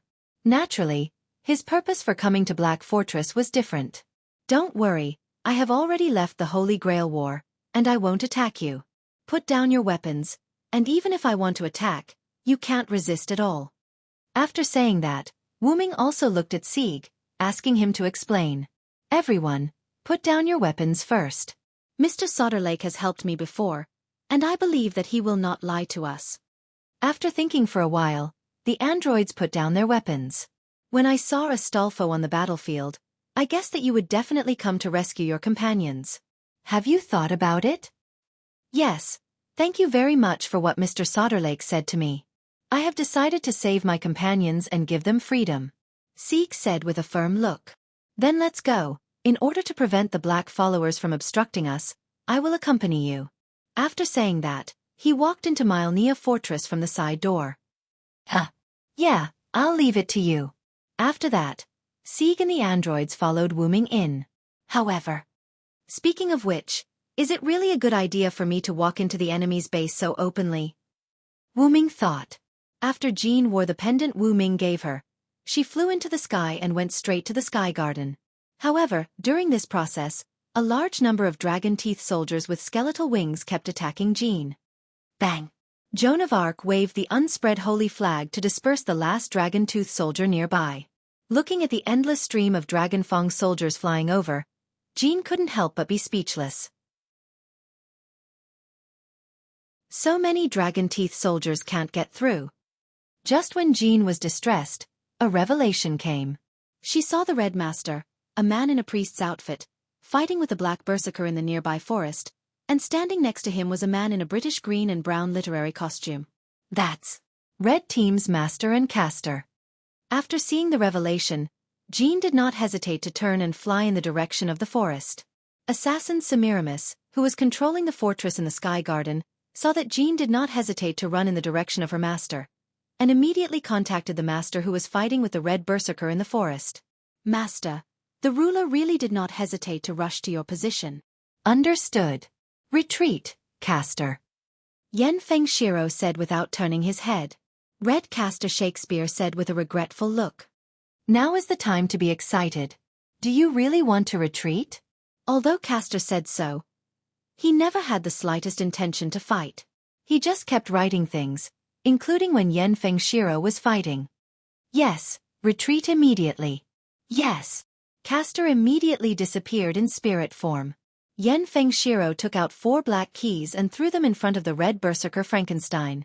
The black keys instantly became bigger, blocking Frankenstein's advance, leaving only Frankenstein's roar. After making sure that the red berserker couldn't catch up, Yen Fengshiro ran back. At that moment, Jean was still far away from the forest. Just as Semiramis breathed a sigh of relief, she discovered the servant who came to attack the sky garden. Oh, there is a horse that can fly. Semiramis sighed as he looked at the eagle that Astolfo was riding. But in fact, was it really good to call the eagle a horse? Immediately afterward, those dragon-teeth soldiers with wings changed direction and went to attack the black rider Astolfo. Whoa, what are these things so disgusting? Astolfo, who was riding the eagle, shouted. Because Astolfo didn't want to do anything, he kept dodging the dragon-teeth soldiers and attacked from time to time. Then he activated his noble phantasm, the declaration of destruction, and defeated all the dragon-teeth soldiers. What? Semiramis was surprised. But she didn't panic after all, her sky garden had more than one way to attack. Just when she wanted to activate her magic cannon, a meteor-like beam of light emerged from Irenia's fortress, and the stars in the sky contributed their own light and gathered there. Then she found out that the Black Rider hurriedly flew there. At this moment, whether it was the Black Lancer Vlad III and the Red Lancer Karna who were fighting, the Black Berserker Frankenstein who was caught up in the forest because of the Red Caster's noble phantasm, the Red Caster Shakespeare who had retreated back to the Sky Garden, the Lion Jejeli and the Red Saber Mordred who were late to the edge of the battlefield, the Black Archer Sharon and the Red Rider Achilles who were fighting with each other in another part of the forest, and the Red Archer Atlanta who was pulling the renegade Red Berserker Spartacus. All of them had different reactions. The Black Servant was shocked and quickly retreated to its own fortress, but the Red Servant did not chase after it. Because of some unknown reason, its body was abnormal, so it did not chase after it. Joan of Arc also came to a halt and looked at the incomparably gorgeous light beam. That's Sodric's noble phantasm. Whoa! I told you not to disturb the Holy Grail War. At that moment, Jean complained like a child, and then flew there. At that moment, Wuming, the originator of the meteor-like silver-white beam of light, was holding his noble phantasm, X-Silver, or Meteor Silver, facing the Black Caster and his puppets who came to capture Sieg. It's really troublesome. I'll blow you away. Black Caster Avisprin didn't seem to panic. It should be said that there was nothing that could make him panic, except for his own wish. If you want to stop me from fulfilling my wish, then try it, Sodric. Silver because of the shout of his real name, the meteor silver that was constantly emitting starlight shone brightly, and as Wuming swung his sword, the attack containing the gathered starlight arrived. Boom!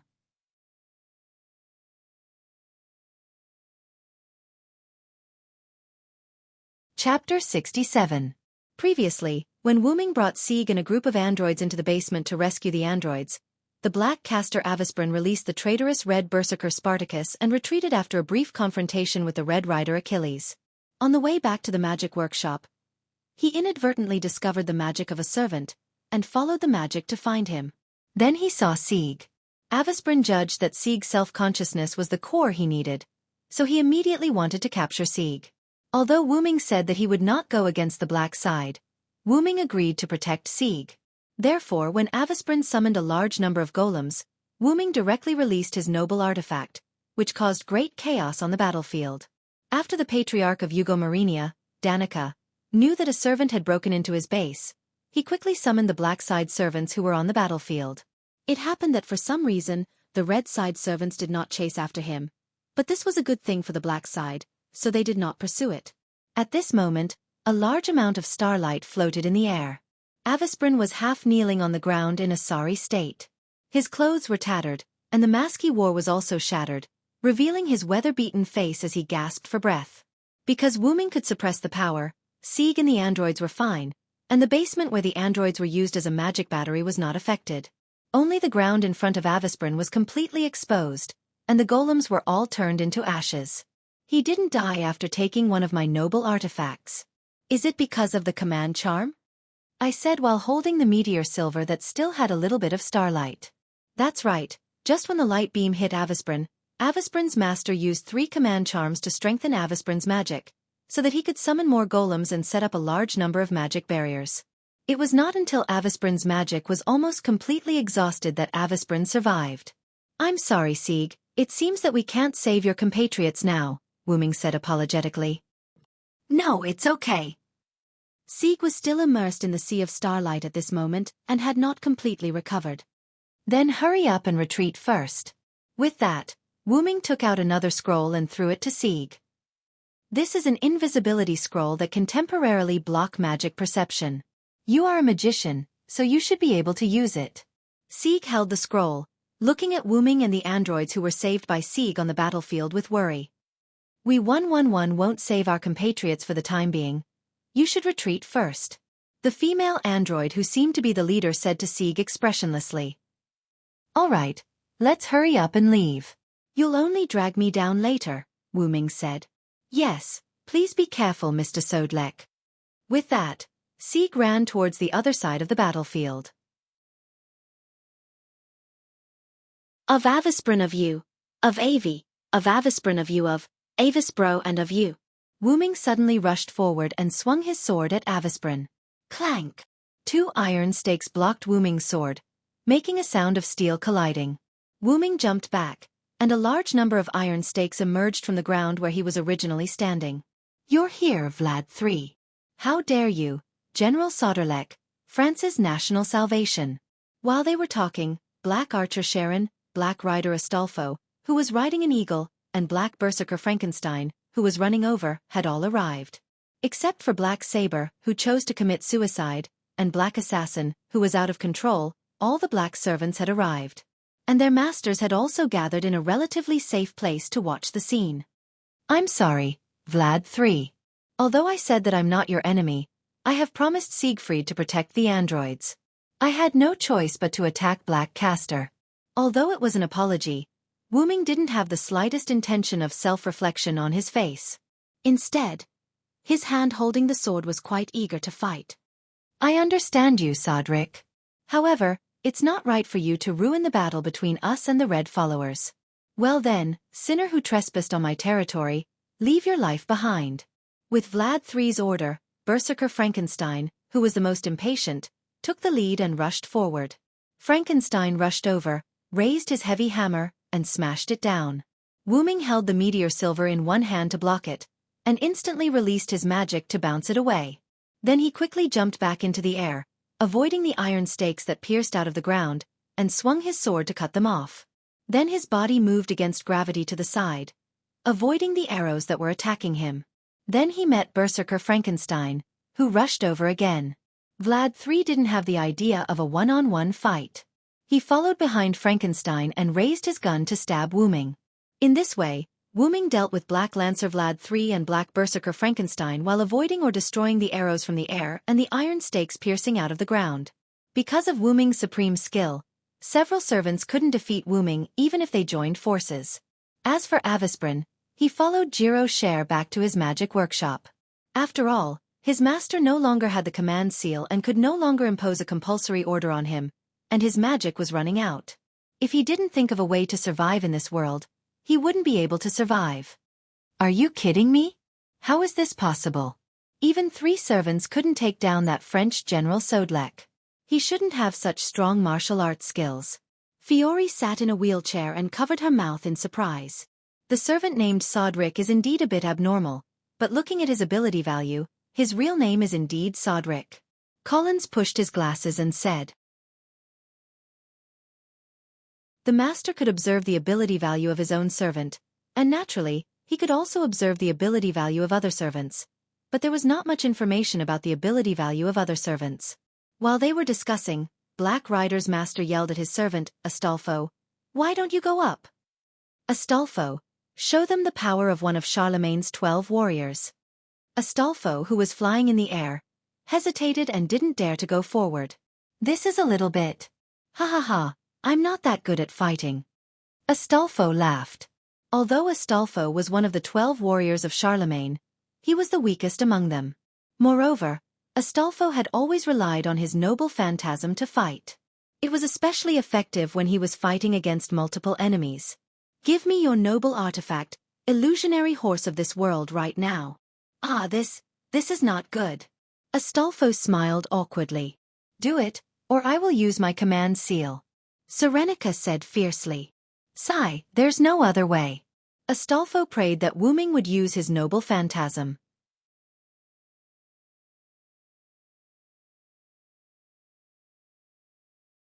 Chapter 68.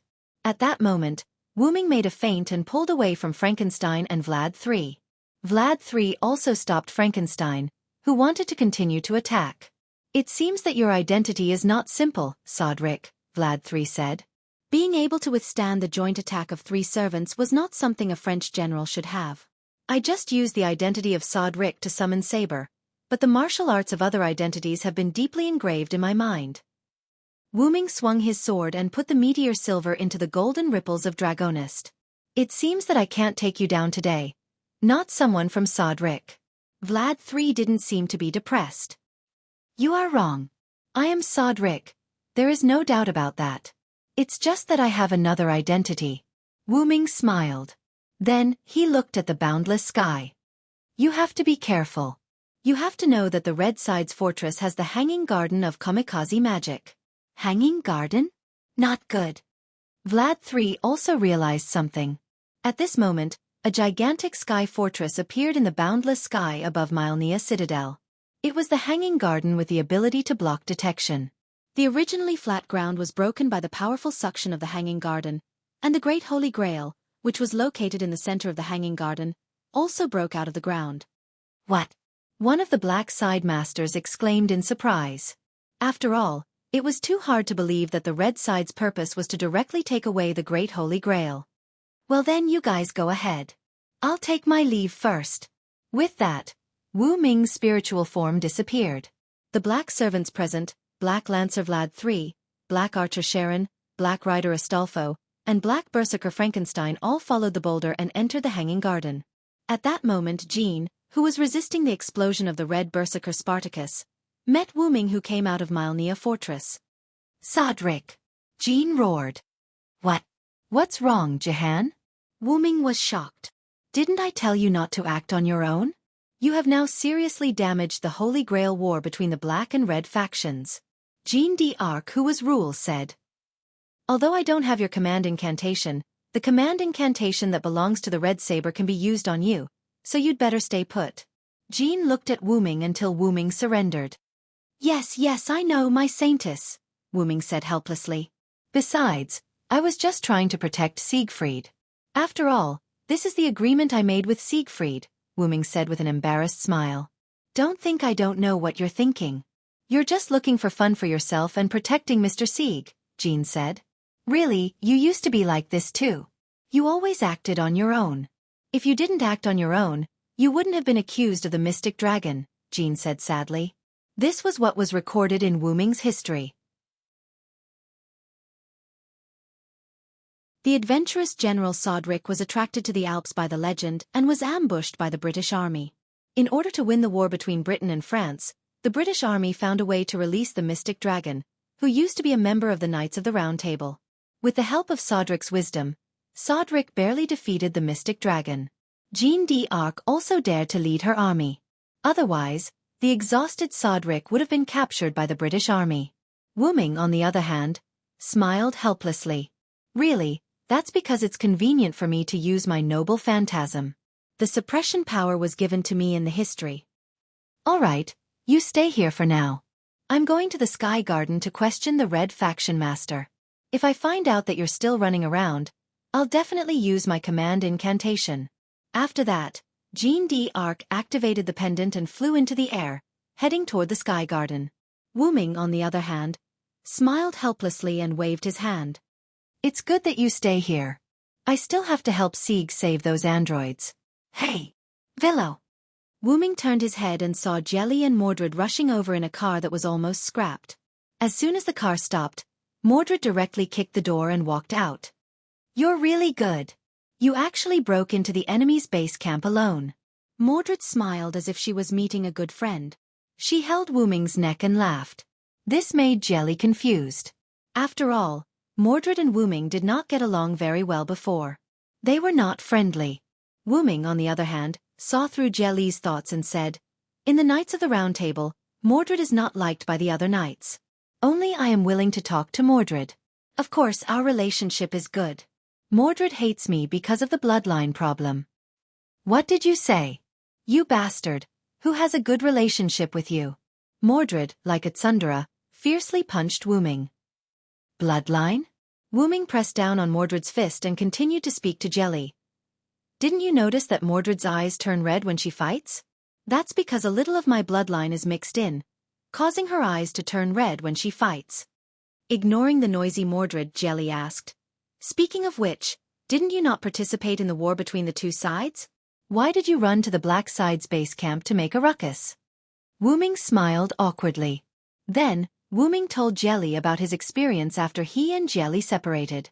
"So that's how it is," Jelly said. "It's all because of you. Master, we didn't make it in time for this war, damn it." Mordred roared at Jelly. Jelly waved his hand helplessly and ignored Mordred. "So, what are you going to do now? The Saintess asked you not to run around anymore. Otherwise, she will use the command seal." Jelly asked. "Now, the Black Side should only have one servant, Caster. I decided to help Sieg rescue those androids first. Then we will leave first. If the people of the Yugomyrenia family see us, there will be trouble." Jelly was about to leave. However, Mordred tugged on the lion Jelly's clothes and said, "What are you saying, Master? Since the other party has entered the Sky Garden, we should also go in." Hey. You can't be serious. That is Assassin's noble phantasm. Is it really okay for us to go in directly? Isn't that good? Let's fight directly. As a king, I will be fine." Mordred laughed. Looking at Mordred, who was spouting nonsense, Wu Ming laughed. "Really, Mordred? You are still so reckless." Yes, you are too reckless. At least, let's find a place to investigate first."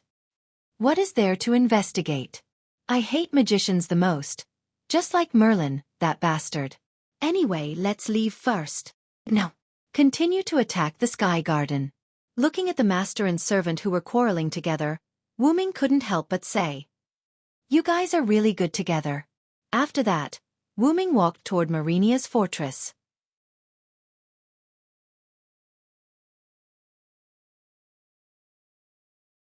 Chapter 69. In the end, it was decided that Leo and Mordred would follow the suction force and enter the Sky Garden. Wu Ming, on the other hand, came to the basement of the androids that acted as batteries. He began to open the incubators one by one to rescue the androids. After a while, Wu Ming found that someone had come. When he saw the person, Wu Ming was a little surprised. "Sieg, why are you back so soon?" Sieg brought some of the androids that he had previously persuaded to the basement. "Sigh. Mr. Sodric, I saw that the Black Side servants had all entered the Sky Fortress, so I sneaked in with the scroll you gave me. After I found them, I came with them." Okay, I won't say anything more. Take it." After that, Wu Ming threw a bag to Sieg. It was full of recovery potions. "Give each of the rescued androids a bottle. It can temporarily restore their physical abilities. Let them come and rescue the other androids." Okay. Every time an android was rescued, it was equivalent to having more power. Soon, all the androids were liberated. Wu Ming said to Sieg, "So, Sieg, have you really decided to liberate the androids and let them be free? You, who originally needed orders, will no longer be ordered. What purpose do you have to live for?" Sieg replied with a firm look in his eyes. "Although what you said is indeed the truth, self-awareness should not be needed for us. I don't know if it is the right thing for us to give up our duties, but even if we can't rest in peace in the future, even if there is despair waiting in front of us, we still want to walk our own path. We don't need salvation, we need freedom of choice. So, please, Mr. Sodric." Wu Ming smiled and said, I will help you." Then he said to Sieg, "How about this? I will go with you to negotiate with the Black Side Master. After all, they can't leave here for the time being." "Yes, thank you very much, Mr. Sodric." Sieg and the female androids had a simple negotiation and asked her to take the basement with the androids, then followed Wu Ming's footsteps. With that, Wu-ming and Sieg walked out of the basement. Speaking of which, you are really courageous. Why didn't Castor come to find you again? He didn't enter the Sky Garden. Sigh. Sieg panicked. Don't worry. I've already heavily injured him. He's either recovering his mana somewhere or has already disappeared. Soon, Wu-ming and Sieg found the masters of the black side gathered together. What? The red team's saber. Why are you here? Wu-ming looked at the surprised expressions of the four masters in front of him and asked, Isn't the master of Black Lancer and Black Castor here? Uncle entered the Sky Garden with the servants. I don't know where Rocher and Castor went. The speaker was a woman in a wheelchair. If I remember correctly, you're the master of Black Archer. Yes, thank you for remembering me. My name is Fiore, and I'm the next leader. Don't call me Red Saber. I was summoned by cheating. Just call me Sodrick. All right, Mr. Sodlek. May I know what your intentions are? Wu-ming looked at the masters who were ready to use the command spell to summon the servants. You don't have to be nervous. I said earlier that I don't want to be enemies with you. If it weren't for Avisbrin, I wouldn't have put a noble phantasm in your fortress. What I mean is very simple. What do you want me to do for you to let those androids go? What? What do you mean? Gordon, the master of Sieg, who created those androids, asked. I want to save those androids, my compatriots, Sieg said. Are you kidding me? Astolfo's master, Serenakai, said lightly. It seemed that when she saw Sieg, she went crazy. Are you kidding me? Who will let those androids go? How can I let you go? Serenakai said crazily, ignoring Wu-ming's presence. He's mine. Astolfo is mine, but he was taken away by you scum. How can I let you go? Serenakai roared at Sieg. By the command spell, Astolfo, return to my side. As Serenakai's hand moved, the command spell disappeared, and Astolfo, who was originally in the Sky Garden, appeared in the storage room by teleportation. Wah, what's going on, master? Sigh. Sodrick and Sieg. Astolfo, I command you to kill that android with 2 command spells. What? Astolfo was a little stunned. He had just been summoned, and at this moment, his master ordered him to kill the androids he saved. Looking at Astolfo, who was trembling slightly, Serenakai laughed crazily. That's right. That's right. I want to watch you kill the people you saved, watch you fall. You can only be mine. Mine. Ahahaha. In addition to Wu-ming and Sieg, the 3 people present, Fiol, Collins, and Golder all looked at Serenakai in disbelief. That's it. As the voice fell, the blade flashed. Serenakai fell to the ground. Her head separated from her body. It's really a servant's misfortune to have a master like you. This just gives me a bargaining chip to negotiate with you. Wu-ming looked at Astolfo, who was kneeling on the ground and was about to disappear because of the death of his master. Wu-ming then looked at Sieg. Sieg, you now form a servant contract with Astolfo. What? Fiol and the other 2 were a little surprised that an android could form a contract with a servant. Don't you have a command spell?